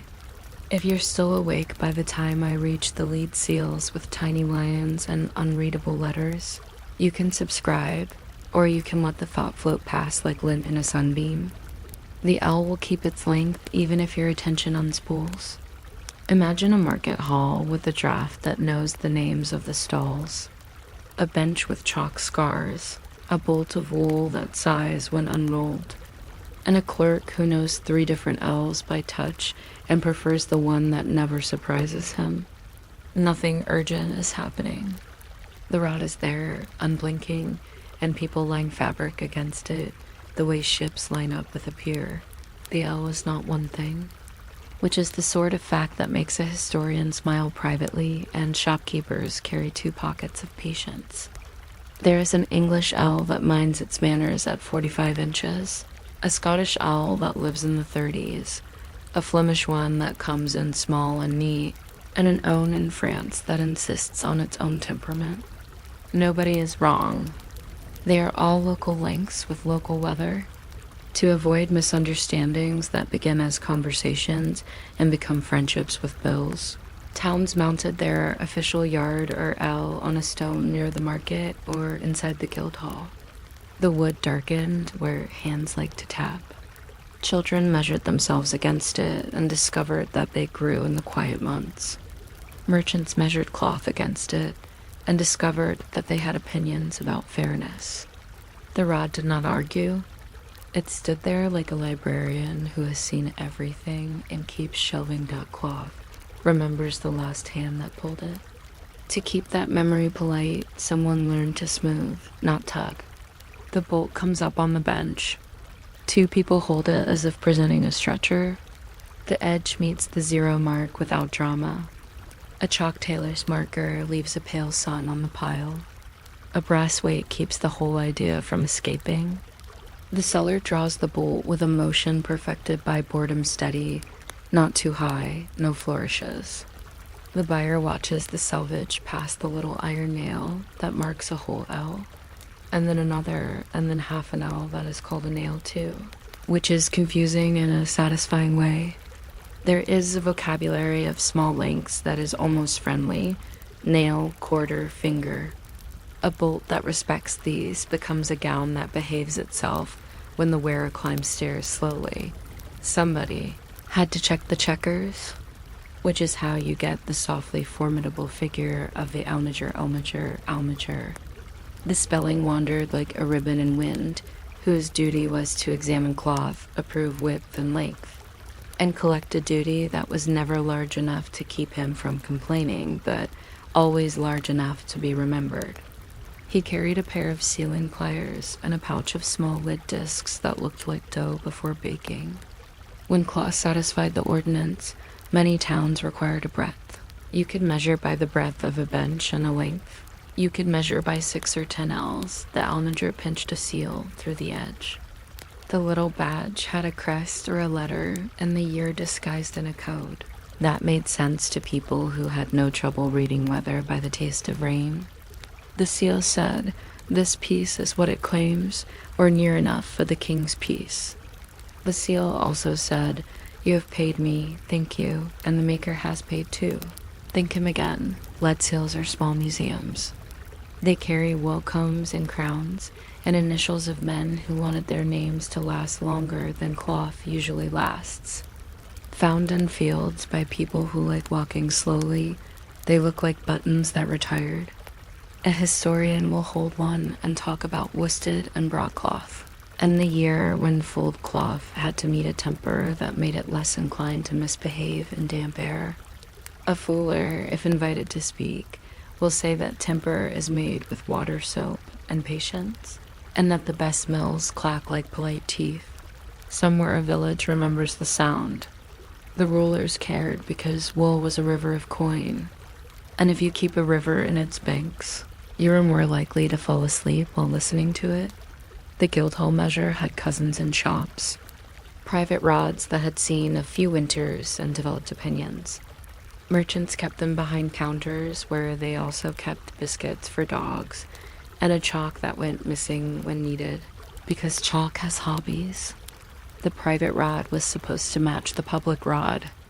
Once a year, on a day set aside for tidy behavior, shopkeepers brought their measures to the hall and compared them against the master L. A tidy clerk ran a finger along the end of each one to see if someone had encouraged it to shrink by an interesting fraction. A less tidy clerk lifted his eyebrows and recorded names that would receive advice later in a tone so calm it felt like a blessing. In some places, the official yard was iron and went rusty around the honest 0. In other places, it was oak that swelled in rain and grew philosophical in August. Stockcloth is not paper. It has moods. It stretches in damp, sulks in dry, and satin tries to become water when crossed. Ordinances accounted for this by requiring measurements on the fold without strain and sometimes after full, which is to say after the fabric had been scoured and beaten and persuaded to occupy its adult dimensions. Tenter frames rows of teeth like friendly sharks held cloth while it dried. And from this we get on tenterhooks, which sounds dramatic and is simply a way of saying waiting while things find their shape. Inspectors learn to ignore good days and bad days. If a piece was a little shy of width but shimmered with honest work, a seal found its way on anyway. If a piece was brazenly wrong, it became linings and aprons and excuses. The apothecary had his weights. The closer had his sample cards. Small pieces of dye, kissed by the weather and by sleeves, pinned to a board with neat labels, matter, well-woad. Sometimes kermes if the town was feeling princely, later cochineal when the world discovered that insects outdo berries. These samples were shown to buyers who pretended to make great decisions and usually said, "As last year, but not so eager." Dyers spoke of vats the way musicians speak of instruments. A good vat has a memory and does not overreact when asked for green. Indigo had to be coaxed with urine in some cities, which is the sort of detail people remember, not because it helps, but because it refuses to leave. We should mention the measuring table, which was perhaps the most reasonable piece of furniture ever imagined. It had a groove for the cloth edge, a brass strip with punched marks, and a drawer containing string, chalk, 2 lead seals lost from last Michaelmas, and a biscuit that had turned into history. The table stood by a window because light improves honesty. It stood away from a door because doors are where sudden breezes and sudden ideas come from. The master's ledger lived nearby, couched in calf, both proud and resigned, and recorded lengths with a precision that did not make anyone unhappy. Prices were written a hand that tried for dignity and achieved legibility instead. There is a soft comedy in wits. Breadths were named for looms that followed the width of shoulders, which means men's heights determined the price of women's sleeves in indirect ways, and nobody wrote a ballad about it. Broadcloth was broad when it wished and narrower when it traveled through places with narrow doors. Winsy-woolsy blended fibers and reputations. Narrow wares, tapes, and bindings abate spools more than rods. Their lives were measured in coils that looked tidy until they fell, at which point cats took an interest. A town that specialized in narrow wares developed brisk risks and small arguments about the word approximately. If you are still here, breathe in the dye-house steam. The master shakes his head and says the batch is not done until the cloth chooses to sink without being pushed. Color names float up like petals. Sad blue, London smoke, Norwich red, goose dropping green, which sounds like an insult and is instead a compliment to olive. The foreman eyes the L1 nearest the vat and moves it away because steam swells wood and fools buyers. Across the lane, the almoner waits with his pliers, rehearsing the exact pressure that closes the seal without tearing cloth. He knows which makers cut generously and which cut cunningly. He knows whose accounts to believe by the look of their broom. Sometimes the L left the bench and became an event. Crowds attended the display of a new Royal Standard yard as if it were a saint's relic, which in market towns it was. The iron bar lay in a glass case. Guards yawned. Boys pressed noses to glass and compared father's boots to the case's hinges. The proclamation said this bar would not change even if the weather begged. People nodded, and then they went home to wooden rods that undoubtedly changed and did not spoil anyone's day. A century later, another standard appeared, and the old standard was set aside with ceremony equal to its usefulness. Standards have feelings too, or at least reputations that vote. While we drift, we can inventory hands. The closer's hand unrolls. The draper's hand flatters. The tailor's hand listens, which is a quality in a hand you may not have considered. He measures a sleeve by an L, but judges it by the quiet way it lies on a shoulder. He chalks lines that look like music for a very patient instrument. The tune will be played by a needle over days. In his pocket is a flexible tape, a polite spy who reports in inches and whispers in fingers. The public rod begins the bargain. The private tape ends it as a garment.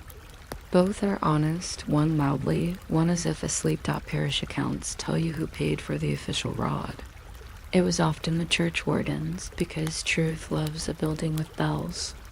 The rod lived in the porch under a notice about pew rents and geese. Once a year, somebody sanded the first inch because fingers were honesty smooth. Children were told they could measure their growth only on Sunday after the last hymn, which ensured an audience. A boy who reached half an L cheered. A girl who passed a nail smiled without telling anyone. A father who noticed either of these wrote nothing down and remembered everything. We have not said enough about lead seals. Imagine a tiny pair of tongs with a die on each mouth, meeting to pinch a round wafer through a slit in the selvage. The wafer bears the authority of a county, a city, a guild, or a year. The cloth bears the texture of 1,000 small decisions about sheep and water. The pliers click with a polite appetite. A sealed piece becomes admissible to export, which is a fine word that means the world is larger than the field you can see. Seals often fall off in the road. Children find them later and wear them as medals for playing well, which is perhaps the best transfer of sovereignty ever recorded. Merchants kept notebooks with lengths and widths and curious remarks, like best to cut Leicester at dawn when the air behaves, or do not roll Dutch broad too tightly. It remembers and resents. They sketch the L wand in miniature when writing to a partner abroad, as if the drawing could persuade fabric to mind itself at a distance. Letters traveled slowly enough to be forgotten and then pleasantly rediscovered. By the time a reply arrived about whether a consignment met the required breadth, the cloth had become caps, jerkins, and table covers, and the reply was saved for its penmanship. From time to time, an inspector found a piece under width and applied a penalty. So gentle it sounded like a bedtime story, the cloth might be cut down and used for smaller garments. The maker might be encouraged to full more wholeheartedly. The seal might be withheld until the weather agreed to behave. Markets preferred lice to thunder. Thunder is for the sky and for sermons about geese. The rod's authority lay in being there tomorrow, precisely where it was today. Even if today's measurements temporarily contradicted yesterday's ambitions, we should let a foreign measure enter, because exchange makes sleepier sense when two systems nod at each other. The own felt elegant, the L solid, the yard somewhere in between like a reliable cousin. A traveler kept a conversion table in his head and a scrap of paper with corrected numbers in his purse. He learned that the safest promise is as near as makes no quarrel, a phrase that never made it into law and ruled more transactions than any statute. He also learned that a polite shrug can be a unit of measure if delivered with a smile and a sealed piece of cloth dot in the dryness of afternoon. When the dye pots have simmered into good behavior and the market cats have found the warmest plank, the L wand does some of its finest work boredom without error. Small coins change hands. Someone orders 10 L's and a nail for a long table in a house that has never quite admitted it as large. Someone else buys just enough for a child's cloak. The clerk writes XL I nail with a flick that has practiced itself. He sands the ink with something that looks like snow and is not. He weighs the lead seals in his palm as if judging whether the afternoon requires more authority. Years make small improvements. Brass caps are added to the ends of rods to stop rats, who adore the taste of law. New stamps for the seals arrive bearing monarchs' names that people learn to pronounce gradually. The almoner's fee is adjusted by a farthing and then returned to its former state, because no one enjoys counting a third of a half of nearly nothing. Cloth fashions widen and narrow. Looms sulk and are mended. Dogs sleep under benches and dream of better sandwiches. The L continues, mild as a railway timetable that never hurries anyone who does not wish to be hurried. Sometimes a rod is sworn upon.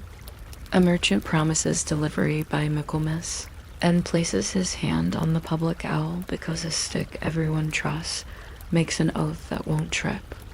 On another day, a quarrel about whether a bolt was cut short dissolves when the two parties walk in silence to the porch and press the fabric along the measure. The marks do their quiet work. A shortfall appears like a crease. Compensation follows with a sigh as comfortable as sitting down after standing up respectfully.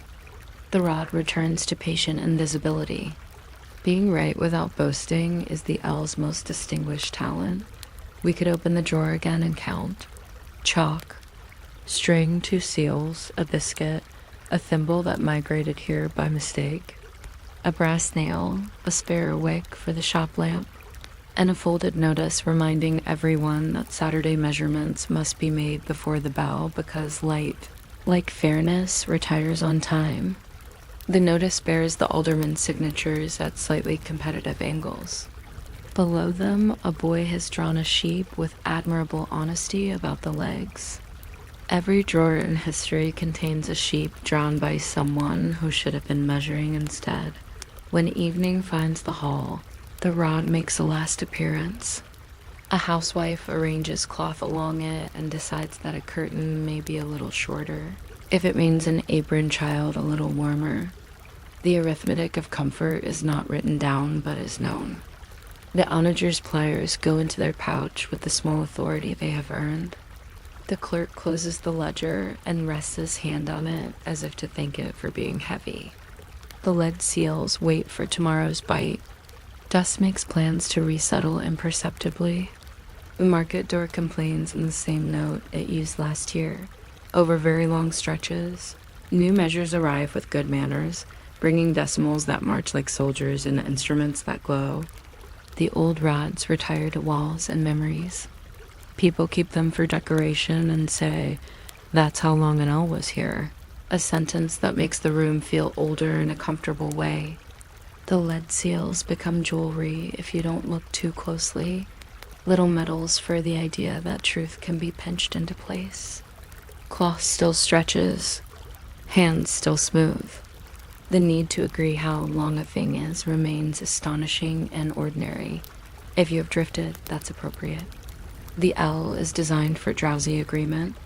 When you return for a moment, picture again the bench, the bolt, the rod with its end exactly where everyone expects it.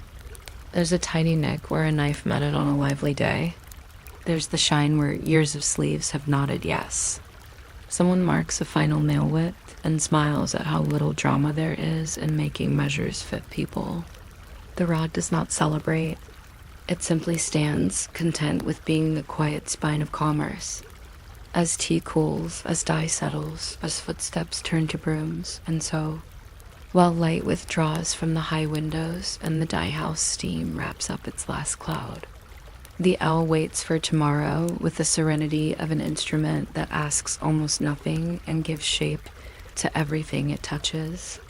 You can fall asleep here, with the sound of cloth being folded into a bolt that knows its length, with a seal cooled to silence, with chalk returning to its corner.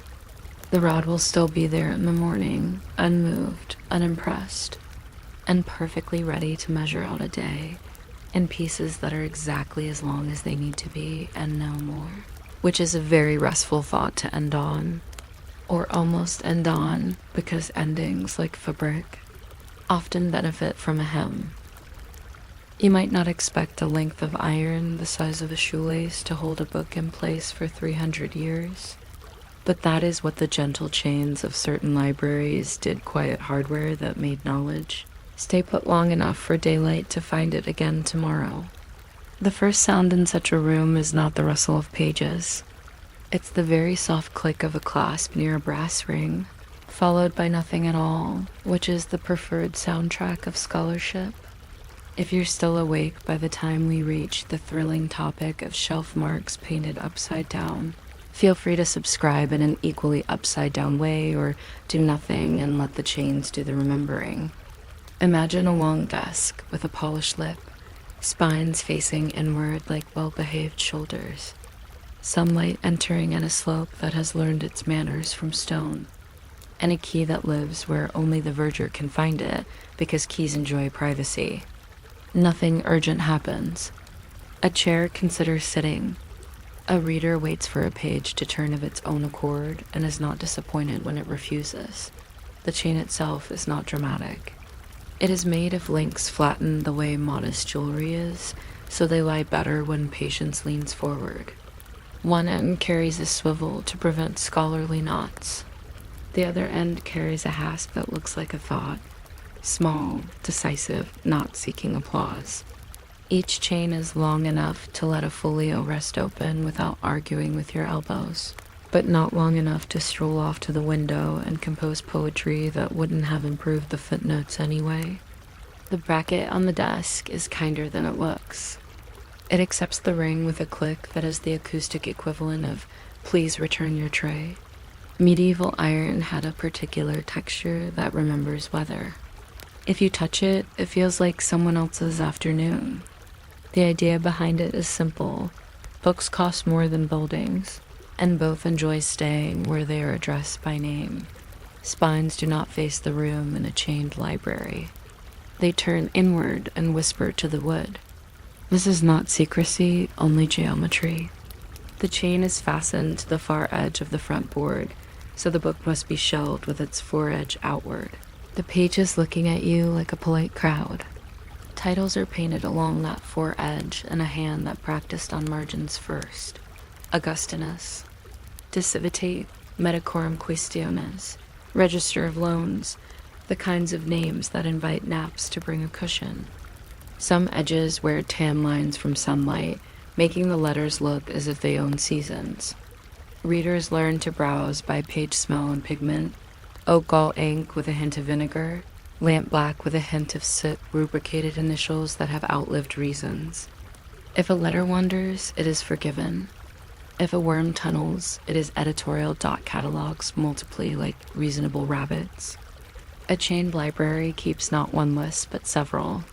The donation roll for gratitude, the shelf list for finding, the subject table for arguments that refuse to end, and the little finding slips that live under the desk wait like timid fish.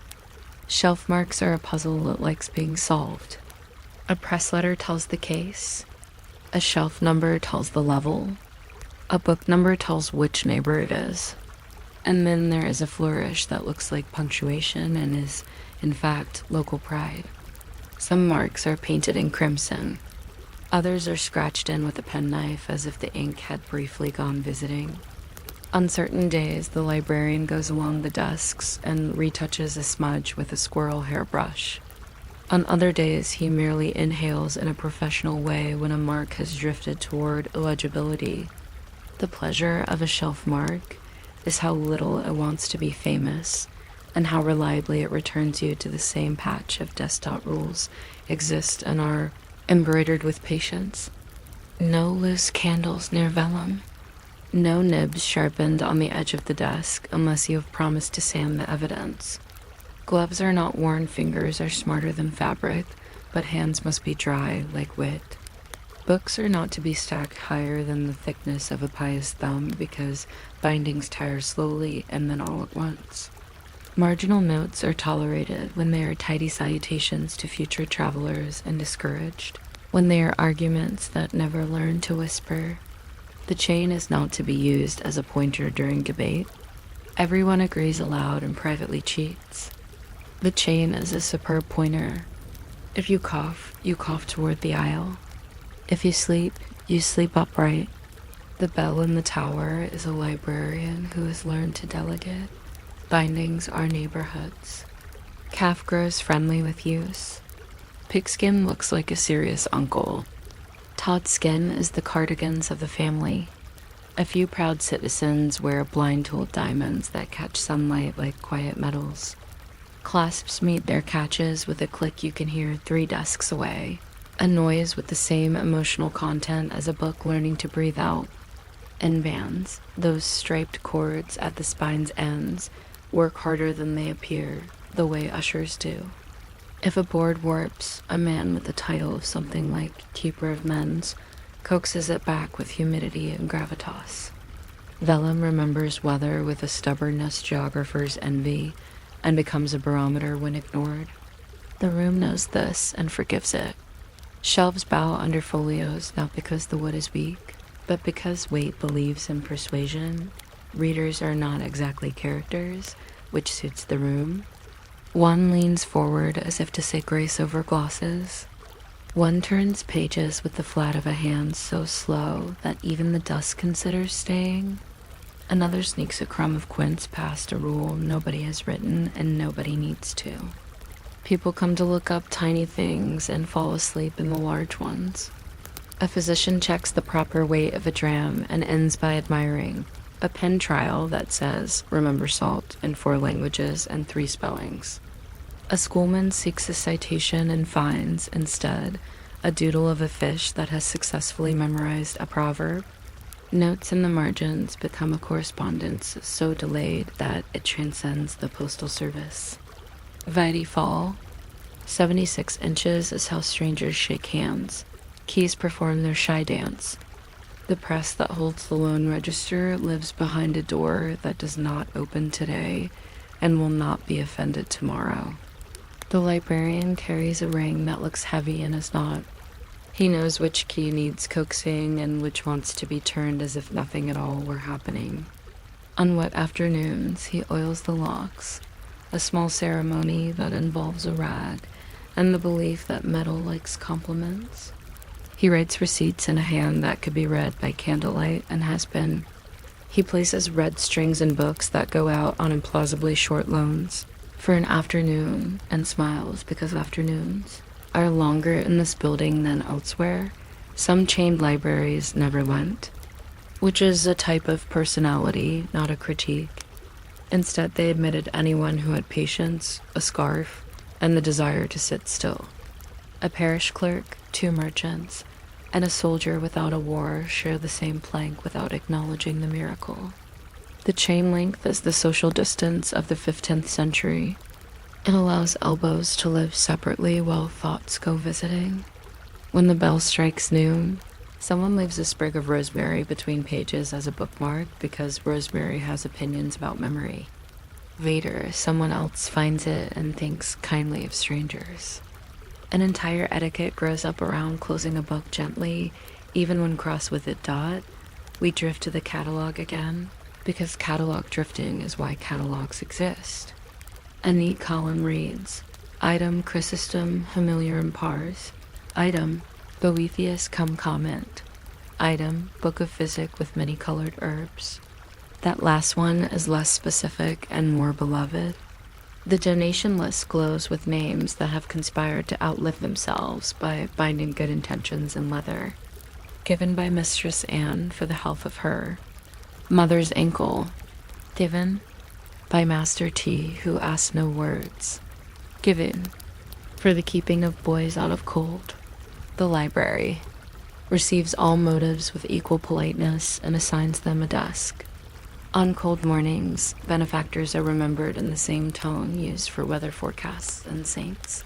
Dazed at an oddity that pleases nobody, but refuses to leave, is the upside-down shelf label. In a few places, press letters were painted so they could be read from the ladder rather than the floor, which means everyone on the floor grew expert at reading them as if peering into a well. People adapted quicker than signage. There is also the matter of the chained lectern versus the chained shelf. Some towns preferred desks that run like pews with books lying upon them.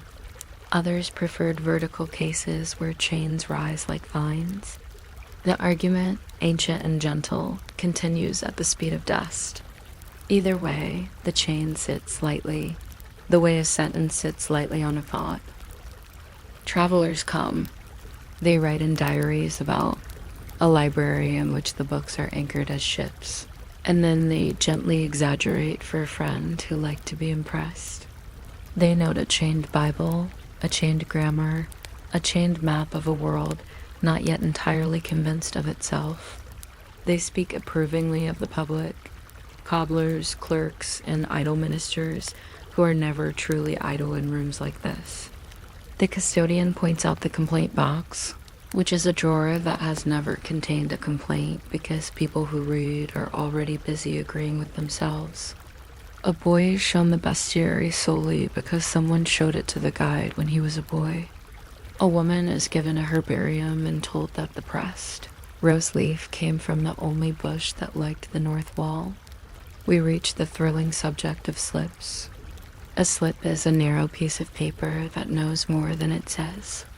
Some are pasted to boards, some are tied to chains, some are folded under end papers like a good secret. On them appear return dates, shelf synonyms, and a sentence or two of advice. Do not trust the index, which is plainly wisdom meant to last longer than glue. The librarian, who is not in a hurry even when hurrying, uses the blunt end of a quill to lift a slit to the light to see if the sun has faded an important vowel. If it has, he rewrites it in a new hand that promises to live another generation before becoming a puzzle. Dust is not the enemy. It is the resident philosopher. It advises moderation by landing evenly. It explains history by choosing a path of least resistance that matches our own. It accumulates in the groove where chains rest when nobody pulls them. The verger runs a brush along the groove every Friday, a long slow stroke like blessing a bench. Motes hang in shafts of light like index entries for air. When it rains, the library asks for coats to be shaken in the porch, a rule ignored by the confidence of greatcoats. The floor creaks exactly in the places where thinking has weight. Let us list little implements because that is how the mind arrives. A page turner cut from bone, smooth as winter talk. A weight snake of buckshot sewn into linen to keep a folio honest. A sand shaker for ink that refuses to settle down on its own. An erasing knife whose kinder edge is called the heel. A wax tablet for temporary courage. A horn window in the desk lid for letting light visit without admitting breeze. A pot of pounds that smells faintly of crushed shells in classrooms. Every one of these has a place. Every place has a shadow exactly the shape of its occupant. Opening hours are a polite negotiation between daylight and discipline. In summer, the library begins when the stone stops being cold. In winter, it begins when the custodian's key no longer sticks. The bell gives advice around noon. The afternoon is for the large books because elbows enjoy warmth. At dusk, someone goes along the desks and asks the chains to sit still. It is unnecessary, but unnecessary things keep rooms human. The last reader signs the register with the sleepy flourish of a person who intends to return as often as possible and will manage it exactly twice. There are odd legends about stolen books returned by conscience. One story says a man tried to leave with a chained volume and made it to the porch before the chain explained arithmetic to his wrist. Another says a woman borrowed a grammar during a plague year and returned it with a pressed sprig of rue and a note that said, "I kept silence and learned to lynch." The library did not punish either of them because the chain had already delivered its sermon in the only language metal knows, which is wait. A more cheerful legend claims that the chains ring faintly at night when the building settles, and that the sound means footnotes are mating, which is untrue but useful, somewhere. Inevitably, a committee considered unchaining. The minutes written in the paper age record demurrals in tidy lines. Chains are unfashionable. Chains are heavy. Chains look like suspicion. Counter-arguments were equally tidy. Chains are furniture. Chains are memory. Chains teach patience. The vote resolved nothing, as votes prefer to do in literary neighborhoods. In the end, chains remained where they always had in some places and left politely in others, like guests who know the door codes. The room did not change its opinion of silence. The illumination of capitals could keep you until sleep arrives with its own bookmark. A red letter stands at the start of a paragraph the way a small village stands at the start of a lane. Into its belly, an artist once put vines and a bird that was very nearly a fish. The commentary wrapped the letter like a shawl and then continued, sensibly, as if art were a friend who could be invited and then ignored. In an astronomical book, the sun is a coin. In a herbal, the sage leaf curls like a painted wink. You can look and look until you forget that words are also involved, which is fine. Books hold their breath while we should let a single chain speak. It has been opened and closed enough to know the sigh of the bracket by family name. It has learned the exact angle at which a folio wants to lie. It has met three kinds of readers: those who pull, those who stroke, and those who never notice it except when the light shifts and glints. Once a link was replaced, you can see the brighter piece if you know to look. It behaves, but it still believes it is on probation. If the chain dreams, it dreams of being mistaken for jewelry, worn to a feast of footnotes dotting corners. The library keeps things that wish they were books. A globe with oceans the color of cold tea. A set of wooden geometries that can be arranged to make proofs behave. A celestial planisphere that squeaks in winter. A press for flattening maps that were too enthusiastic about the weather. A box labeled duplicata filled with sermons that learned repetition the hard way. Visitors enjoy these as they enjoy relatives, respectfully, with gratitude, and in small doses. Then they come back to the chains, because people prefer the company of patient objects. The most peaceful part is the closing ritual.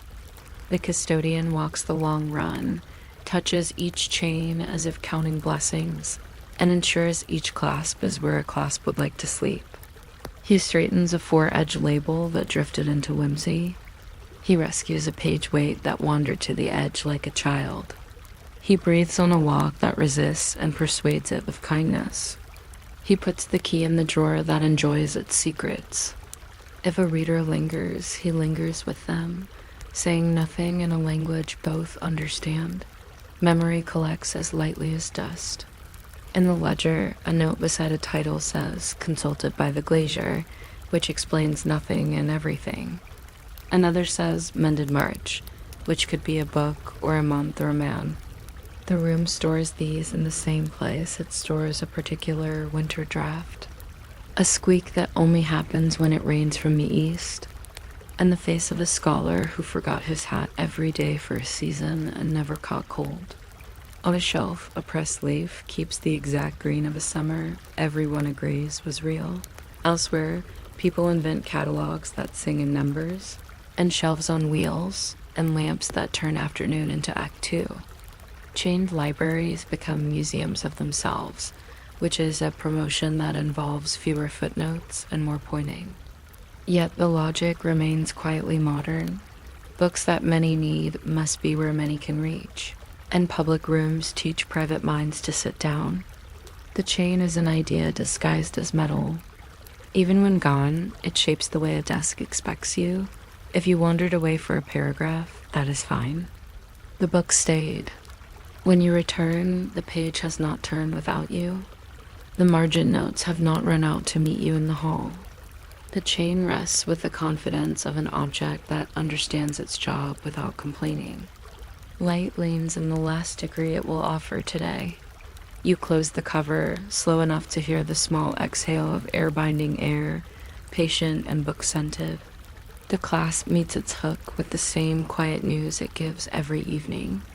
The desk keeps the trace of your sleeve, and the room, which has seen centuries pass at the speed of ink drying, suggests that you might like to come back after sleeping, which you can begin doing now, under the gentle supervision of iron, oak, and the unblinking happiness of a shelf mark that will be exactly where it was when you left it.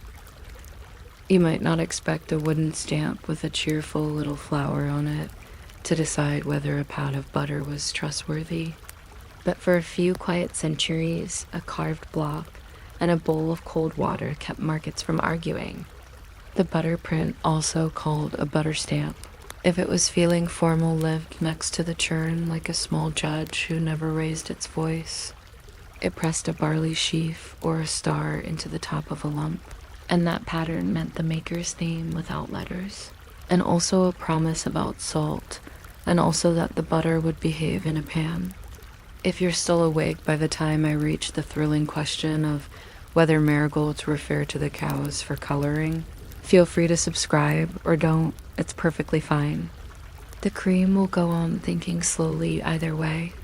Imagine a dairy with a floor you can turn into a calendar by how often it's scrubbed, a shelf of bowls that know the shape of sunrise, and a churn that talks in syllables the way a clock talks in seconds. Nothing is urgent. The ladle has opinions. The air smells like a paragraph you've read before and liked Cream rises in layers the way patience does. You set the pans on a cool slate. You allow night to walk across them with quiet feet, and in the morning you skim. The skimmer has holes that learn their spacing from rain. The cream goes into a deep bowl, then another, and rests until it remembers what it's for. There's a soft argument among grandmothers about whether to sour it a little. The answer is yes, but only enough for the churn to recognize the job. The dash churn works like a conversation, up, down, around, and up again. There's a drum rhythm in it that a house learns by October. Barrel churns spin and sigh. Plunge churns admire their own perseverance. When the clumps appear, they arrive as if they have been thinking about it all week. Buttermilk slips off like a polite guest who knows when to leave. Butter gathers. It does not explode into being.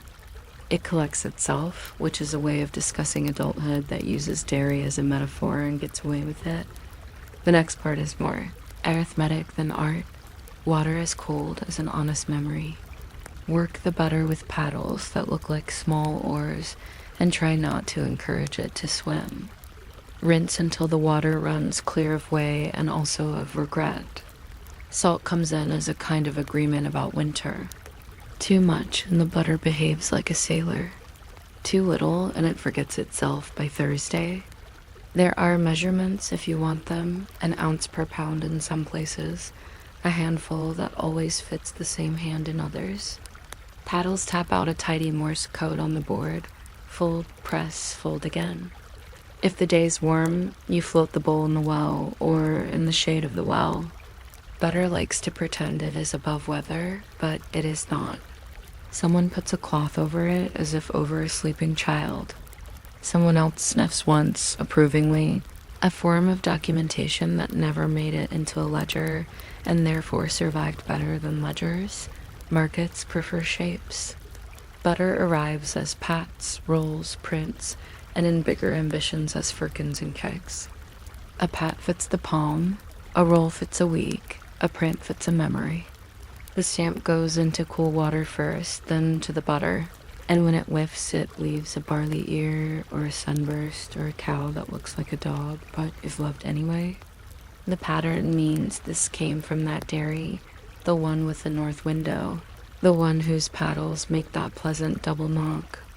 In some towns you could buy butter blind by asking for the clover leaf or the little house or the star with too many points. The inspector, when he visits, carries a thin knife to make an honest cut through the middle. He calls it a proof. He does not accuse. He demonstrates. A good pat keeps its cool. A bad pat tries to look taller than it weighs. A trick easily cured by scales that have never learned flattery. There were weights for this world, and measures, and they had names that napped well. A firkin for export, a half firkin for markets that liked moderation, a tub for families that believed in guests. Ireland spoke of crocks and kits. The Low Countries had pots that behaved like bricks. In some seasons, a keel of butter, enough to make shipwright sigh, would leave a port in barrels banded with ash hoops. Each cask branded with a mark burned into the staves so it would keep its commitments even while dreaming. The Butterway by the docks was a building that understood its job the way old cats understand door latches. Weights in iron and brass, tested by a man who trusted his ear. He tapped them like bells and listened for lies. A stamp struck into a paper label, a chalk mark on a cask end, and the long, easy patience of a cargo that didn't care if the wind was in the mood. Color invited commentary. Spring butter came pale as an idea that had not yet learned confidence. Summer butter wore sunlight on purpose, a shade taught by grass. When winter dulled the palate, enterprising minds helped. They used carrot juice or annatto or marigold petals ground with a spoon, the way you convince a reluctant story to include a metaphor. Was this honest? Markets answered with a shrug that tasted of January. Everyone knew what was being corrected. Butter bells, those ceramic crocks. You fill with water and invert the lid to make a seal offered their cool syllable to summers without ice. The kitchen kept a bell on the sideboard, a small white dome with a blue line around the lip. Humming the note of competence dot, there's a pleasantly pointless vocabulary around the churn. The first appearance of butter grains is called the break in some places and the gathering in others. In either case, it feels like a sigh that learned to sing. A fleck tests one drop of cream into a spoon of water to see. How grains separate takes time in a way no clock does. A wisp of buttermilk clinging at the edge, a final turn, the sudden sense that the whole room is made of texture instead of air. Churns have squeaks that become family lore. Grandchildren imitate them to tease the walls awake. Dogs hold committee near the doorsill to see whether anything worth volunteering for falls on the floor. Cats do nothing and are applauded for it. Inspectors existed and were mostly kind. They had rules about watered milk and salted butter, about the size of prints, about branding firkins with the maker's mark, so you could go back and shake a hand or wag a finger. Some markets required butter to be fresh made, which meant it had not met the inside of more than one night. Others specialized in keeping, saltier, firmer, meant to travel like a person who knows the road. Quality control could involve a trier, a small hollow, tube driven into a cask at an angle, and drawn out with a plug that told the truth from side to middle. The trier's plug would be sliced and sniffed and nicked, and then put back with a courtesy that travel documents rarely receive. The phrase, sound and sweet, wandered across centuries like a contented tourist. Households, grated butter the way we grade weather, some is perfect, most is perfectly acceptable, and now and then you get a storm that insists on being memorable. The better stuff went to bread and company. The ordinary worked in pastry. The salt forward went to frying onions in November, which is a fragrance that forgives. There were jokes about bachelor butter, so assertively salted that it never needed conversation. There were proverbs about what butter could not accomplish. Butter will not stick to his whiskers, meaning a person too smooth to be improved by kindness. None of these sayings changed anything. They moved around kitchens like cousins who borrowed aprons. The butter print itself deserves a paragraph all to itself, and then another because it prefers repetition. Carved from maple or boxwood or fruitwood that did not mind water. The print had a face with a design and a handle you could trust in July. Some were simple sunbursts. Stars, sheaves, some elaborate thistles with ambitious leaves. Cows with opinions about perspective, houses that attempted windows. The practical mind soaked the print before use, so it wouldn't steal butter from its own art. A bowl of water, waited like a loyal friend. You pressed, lifted, admired, and if you were honest, you pressed again because it is hard to resist doing a neat thing one more time. Towns came to recognize makers by their flowers. A slanted daisy meant the hill farm. A 6-rayed star meant the woman who could churn while reciting psalms in a key that made the rafters generous. Trade wanted the dependable middle. Butter for ships and cities emphasized sameness with an almost spiritual dedication. Casks lined up in rows, each tasting like the neighbor who wouldn't mind being mistaken for itself. Export houses paid bonuses for even color, a phrase that winked at marigolds and did not mind winking. Inland, markets preferred personality. One stall's butter tasted of clover, another of hay, a third of the fog that visited low fields at dawn. Chefs who couldn't be called chefs yet chose by nose, and when asked their method said, by habit. This is a scientific principle endorsed by History. When ice arrived as a commodity rather than a season. Dairies comforted themselves by being unchanged. Ice houses were dug like memories into hillsides. Ice was packed with straw and behaved like a polite guest until August suggested mischief. Butterbells continued to do their quiet job on kitchen tables that did not own ice at all. In towns, the first refrigerators buzzed faintly and caused small awe. People stared as if warmth had finally met its match and shook hands. Butter, used to attention, pretended this was normal. Certain recipes that had endearingly relied on drafty cupboards lost their individuality and gained repeatability. Those are large words for a modest shift. The sound of summer walking through a pantry became rarer. The steady hum of machines learned to harmonize with spoons. Elsewhere, butter acted like money without admitting it. Rent paid in pats, wages paid in kegs. Charity measured in slices thick enough to persuade bread not to complain.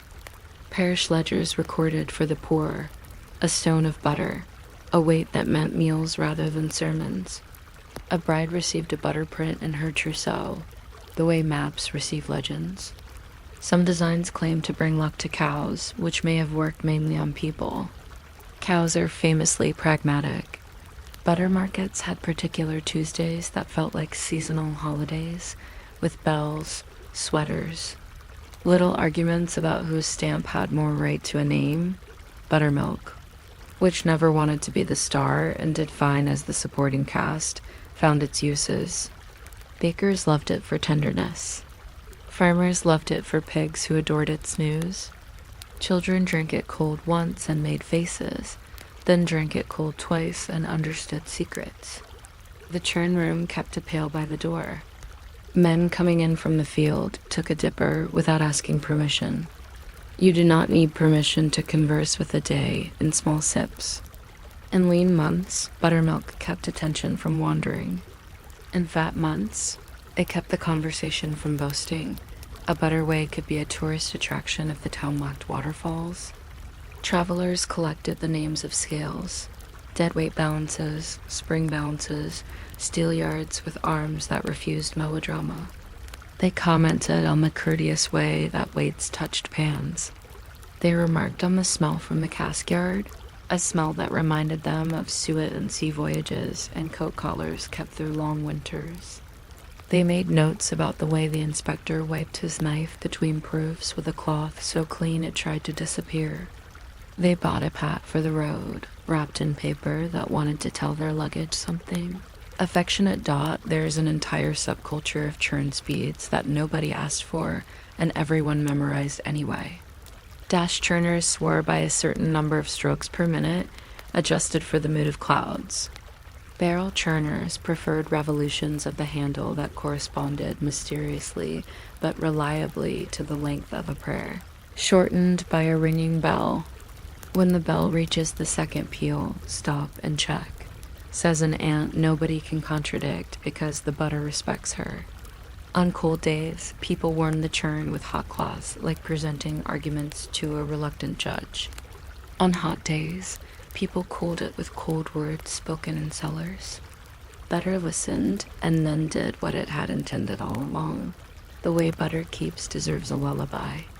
In stone dairies, cool as arithmetic, pats rested on slate under muslin like well-behaved turtles. In town kitchens, crocks sat in shallow trays of water changed with a devotion that suggests religion. The butter bell inverted its saucer with a pop that reassured kitchens the world over. The water seal won the prize for being clever without bragging. Fresh was a concept with borders. A day, 2 days, a week if the salt had convinced the molecules to take their time. Cooks kept notes that did not look like notes. Which corner was least opinionated? Which shelf was content? Which tray felt like the right place for Tuesday? It was possible to counterfeit decency. Unsalted butter made up with too much cold water tasted like politeness. The trier knew. Old butter washed, reworked, and sealed under a cheerful stamp told jokes that didn't land. The inspector didn't laugh. Markets fined gently. Shame did most of the work. Reputation traveled faster than carts. A woman whose butter reliably melted into poems could sell an empty crock on Friday by promising it would be full on Saturday. Another woman whose butter argued with knives watched as customers admired her stamp and chose a neighbor's pat anyway. A civic education delivered without speeches along the edge of the countryside. Inns kept a rule. Always something to put on bread that says yes. Travelers carried partial rolls wrapped in cloth that remembered campfires. Soldiers learned that a spoon of butter could persuade porridge to forgive the day. Sailors received butter in ration marks. Their barrels became stories on decks. Who had the cask with the star stamp? Who had the one that tasted like someone's idea of grass? In big cities, butter arrived early enough to meet bakery doors like a well-planned friendship. Bakers accepted pats with the intimacy of coin. They wrote notes back to dairies, more of last week's Wednesday. If possible, it usually was. We have not yet mentioned the most lovingly pointless contest, how smooth the top of a pat should be before stamping. Some prefer to finish like glass, some a slightly combed surface from the paddle's ribbing, some a swirl like a secret. Judges, when there were judges, claimed to penalize roughness and actually penalized hurrying. A stamp that lands on a busy surface gains personality. A stamp that lands on a calm one gains authority. The design sits there like a coat of arms that discovered it like bread. Somewhere right this minute, someone is aligning a stamp with a patience, developed in laundries and inherited from long-suffering clocks. There are songs. Of course there are songs. Come Butter Come, Peter's at the Gate, which is not about theology so much as about rhythm. Children beat time on the churn handle and believe correctly that their percussion speeds chemistry. Cats pretend not to listen, then dream of butter noises and flick their tails like metronomes. Winter evenings welcome the clop of the dasher like a friendly ghost. Summer mornings let the barrel thrum in the shade like a content bee. The music of butter has no chorus, only verses that end with breakfast. A late paragraph for the export clerk, because he rarely gets one. He sits at a high desk with a slit of a window and enters figures in a book that grows heavier by believing in itself. He knows which firkin bands are honest by the way a mallet bounces. He knows the smell of a good cask and the smell of a cask that would prefer to be something else. He writes sound, or he writes hold, and both words go to sea. When a shipment comes back as coin and paper, he misses the smell and puts a crumb of the ledger's binding leather in his pocket for company. On Tuesdays, he buys a pat with a ship stamped on it, which feels like professional courtesy. Modern kitchens still argue about whether butter should be salted. Some swear by unsalted for baking. Some swear by salted for life. All swear quietly because it is butter and deserves respect.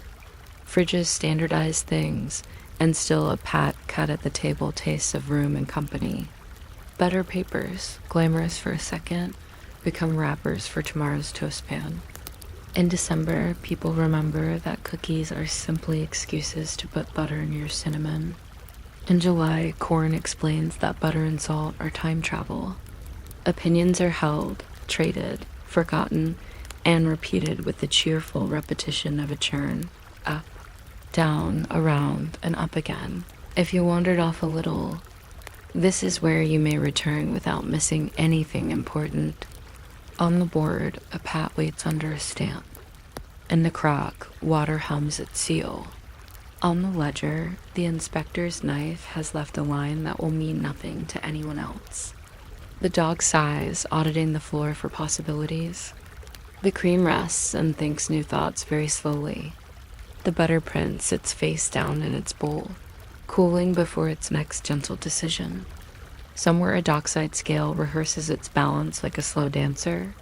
Somewhere else, a kitchen unlocks a butter bell with a sound that could be a page turning.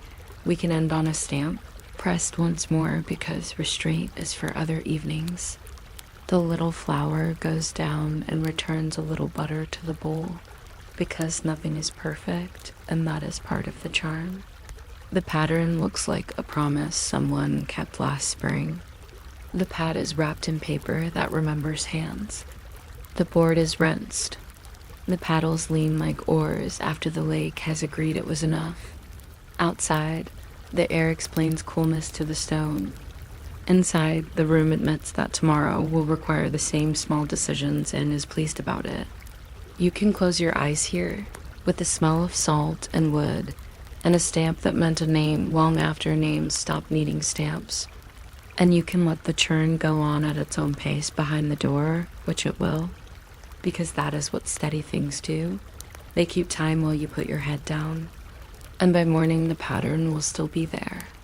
Simple as a flower, sure as a breakfast, ready to be pressed again.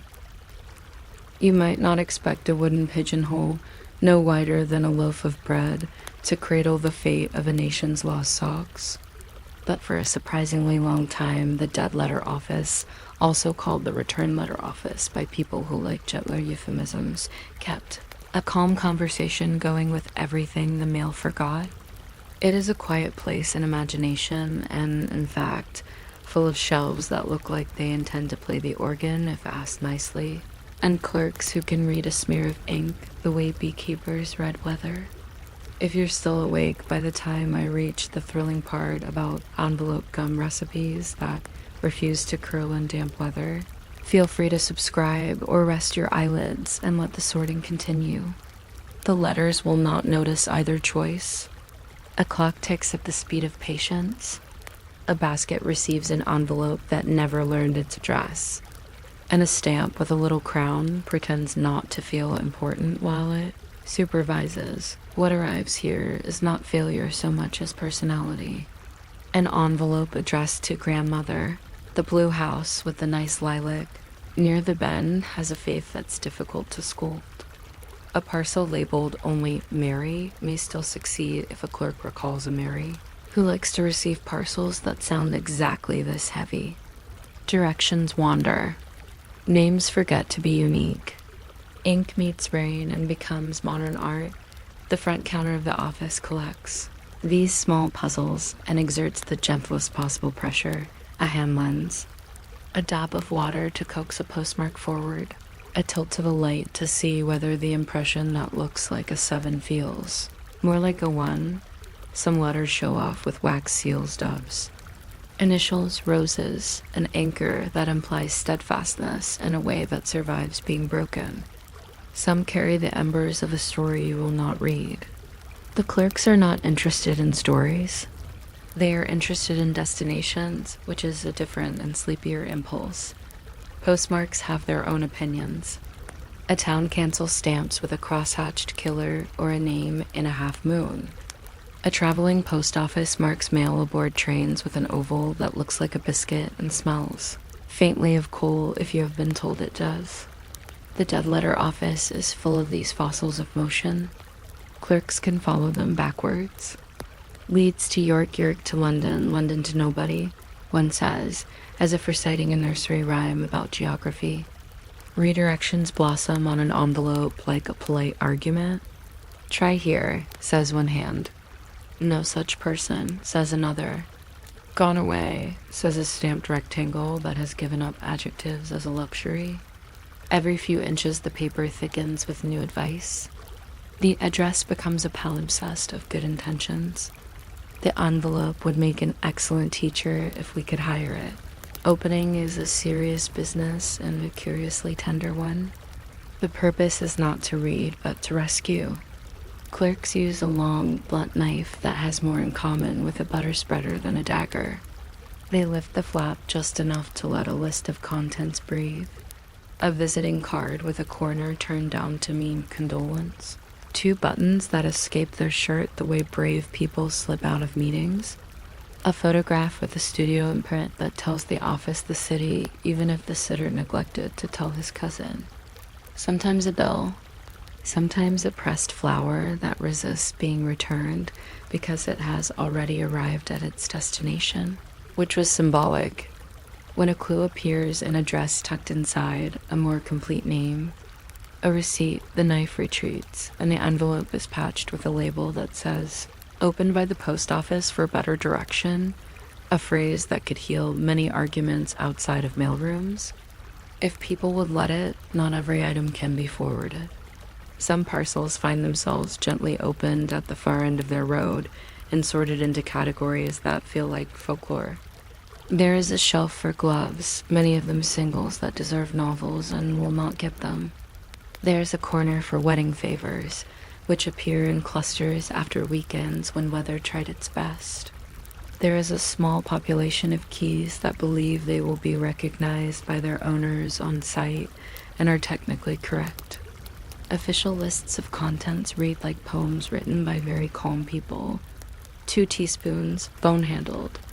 1 lace collar. 4 photographs of a dog. A quantity of confetti in orange. 5 buttons, mother of pearl. The orange causes discussion. The office decides, with dignity, that the orange will not be returned because oranges insist on living in the present. Labels explain the office to the office.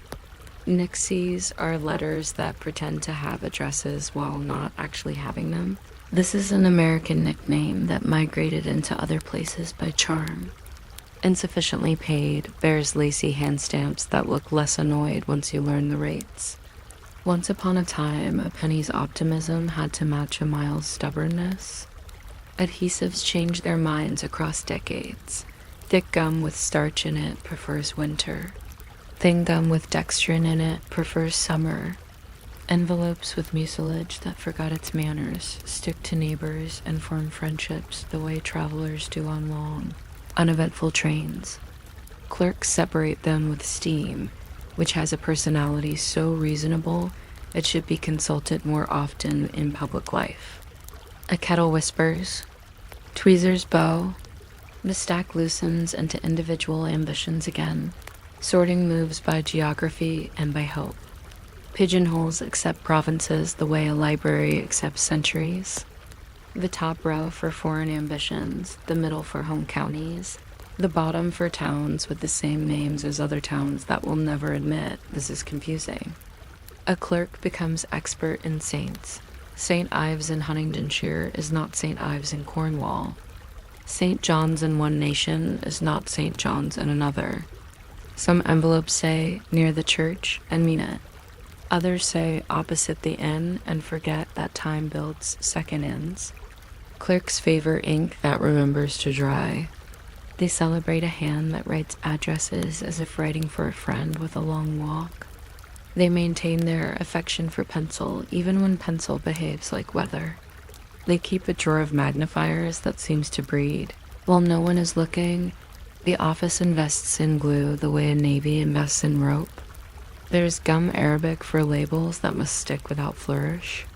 There is shellac for matters that imagine themselves urgent. There are gum tapes printed with messages, officially sealed, that soothe everyone, including the paper. A clerk demonstrates the correct amount of moisture with a brush. Too much creates tenderness where stamina is wanted. Too little produces rebellious corners. Somewhere, a book exists that details the proper brush width for each label. Clerks pretend they haven't read it and then live by it. The label drawer smells faintly of the back row of a stationer's shop. Paper, promise, and a little dust that has opinions. Dead letters generate living statistics. A board near the door hosts numbers that make the office feel like a weather station. So many letters undeliverable this quarter. So many redirected. So many returned abroad. So many containing money that arrived intact because the public is better than it thinks at envelopes. Money letters are a category and a responsibility. They get special handling and special size.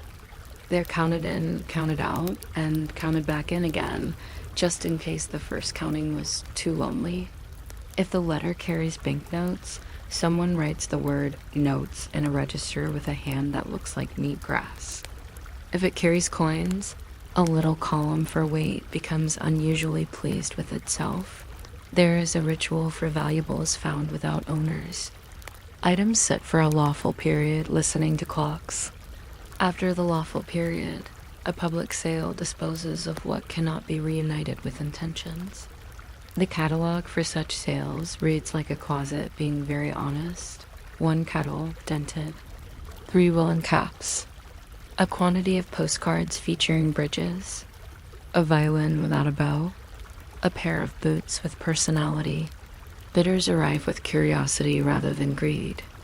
Some buy a box of photographs because faces travel well.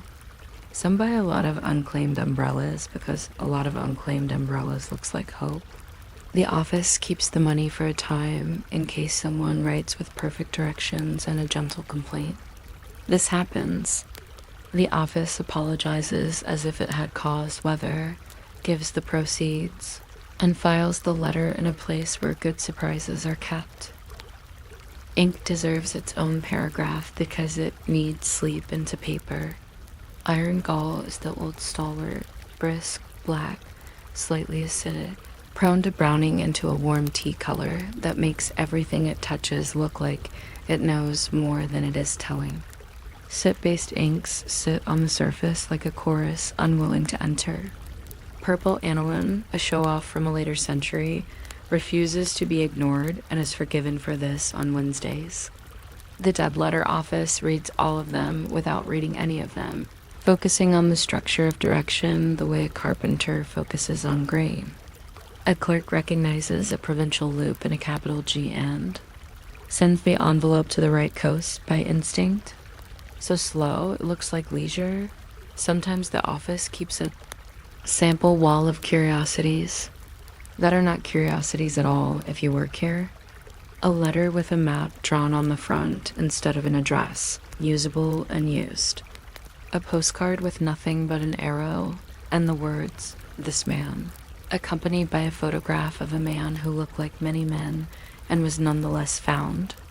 A small package addressed to the person who mends clocks as if clocks were people. It found him. A toy boat that tried to mail itself home. A cake posted without wrapping, which survived, and teaches you not to underestimate either flour or postal routes. The most extravagant treasures are the ordinary successes. A badly spelled village hit square on the first try. A bundle redirected across 3 borders and a river to land exactly where someone moved last spring. The office also writes letters. A quiet irony. Your packet has been detained for want of direction, one begins, and a tone that knows how to be strict without scolding. Another says, kindly advise us whether the addressee is still at liberty, meaning at liberty to receive post, not the other kind. Post is delicate with euphemism. Unknown, deceased, left no address. Each stamped in blue or black, each trying to be useful without being dramatic.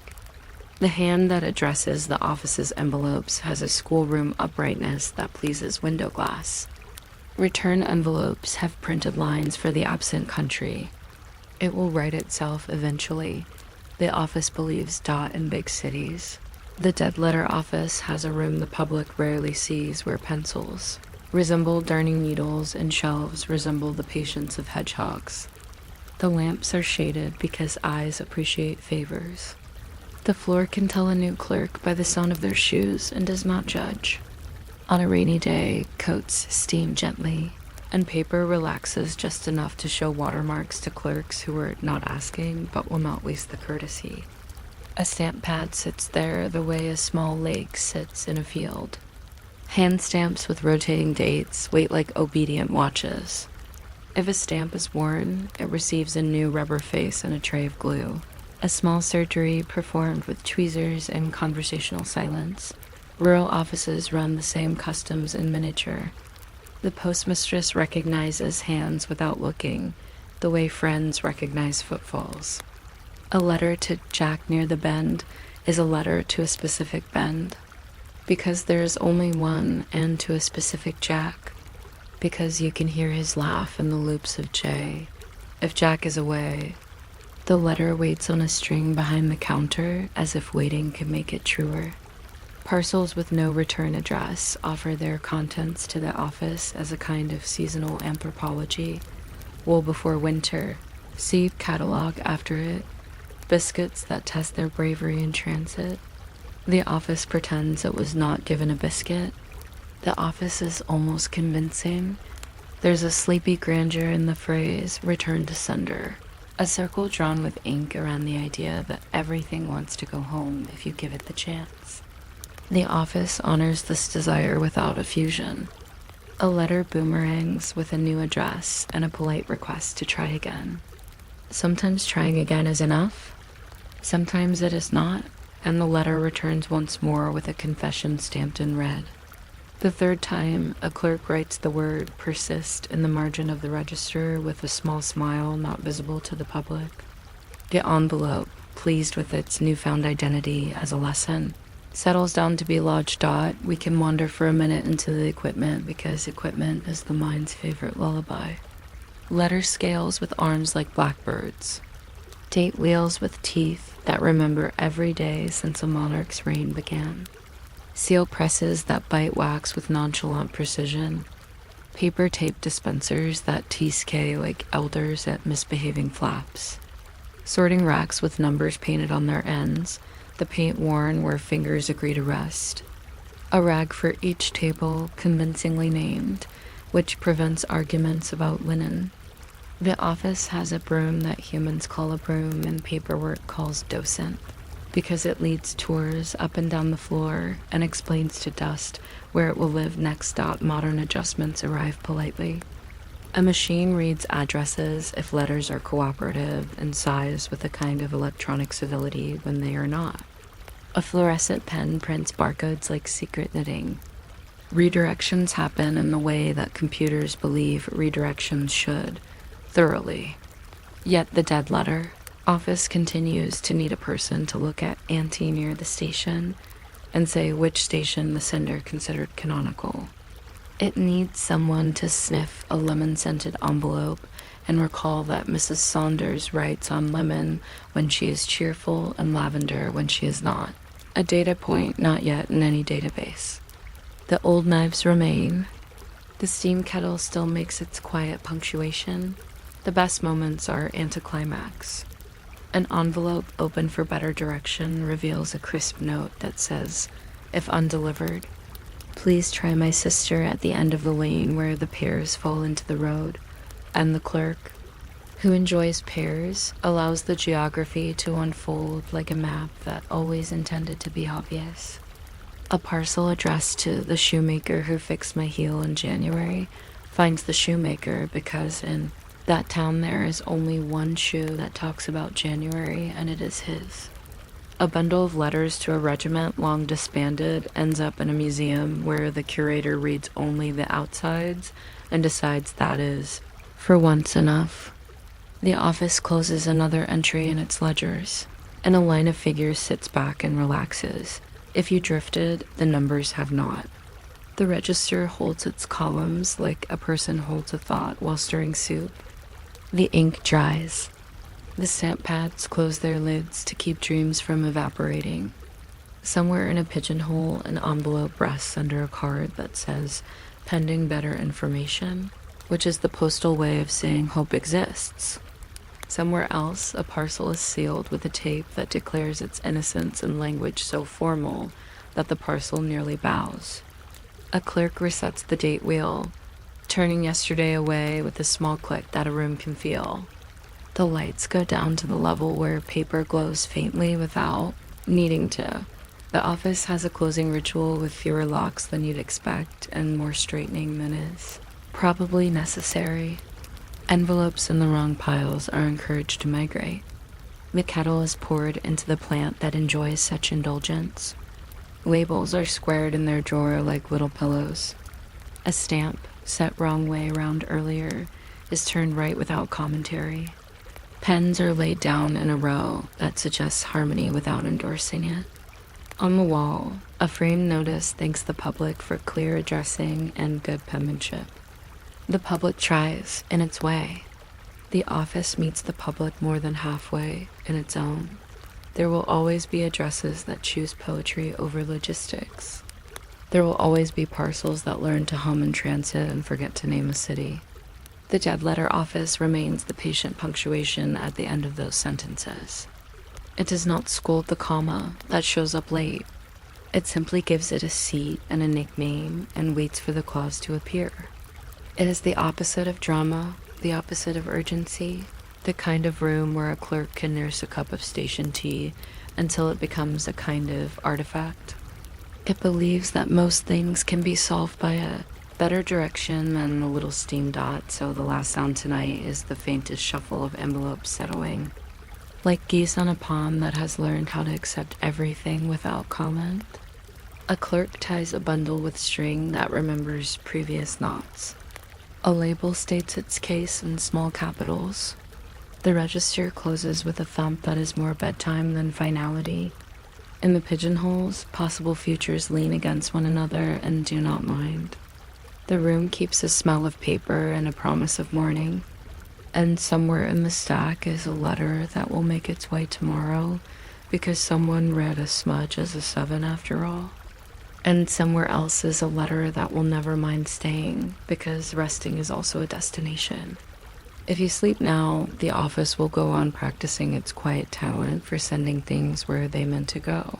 And by morning, it will have succeeded just enough to make a day feel properly addressed.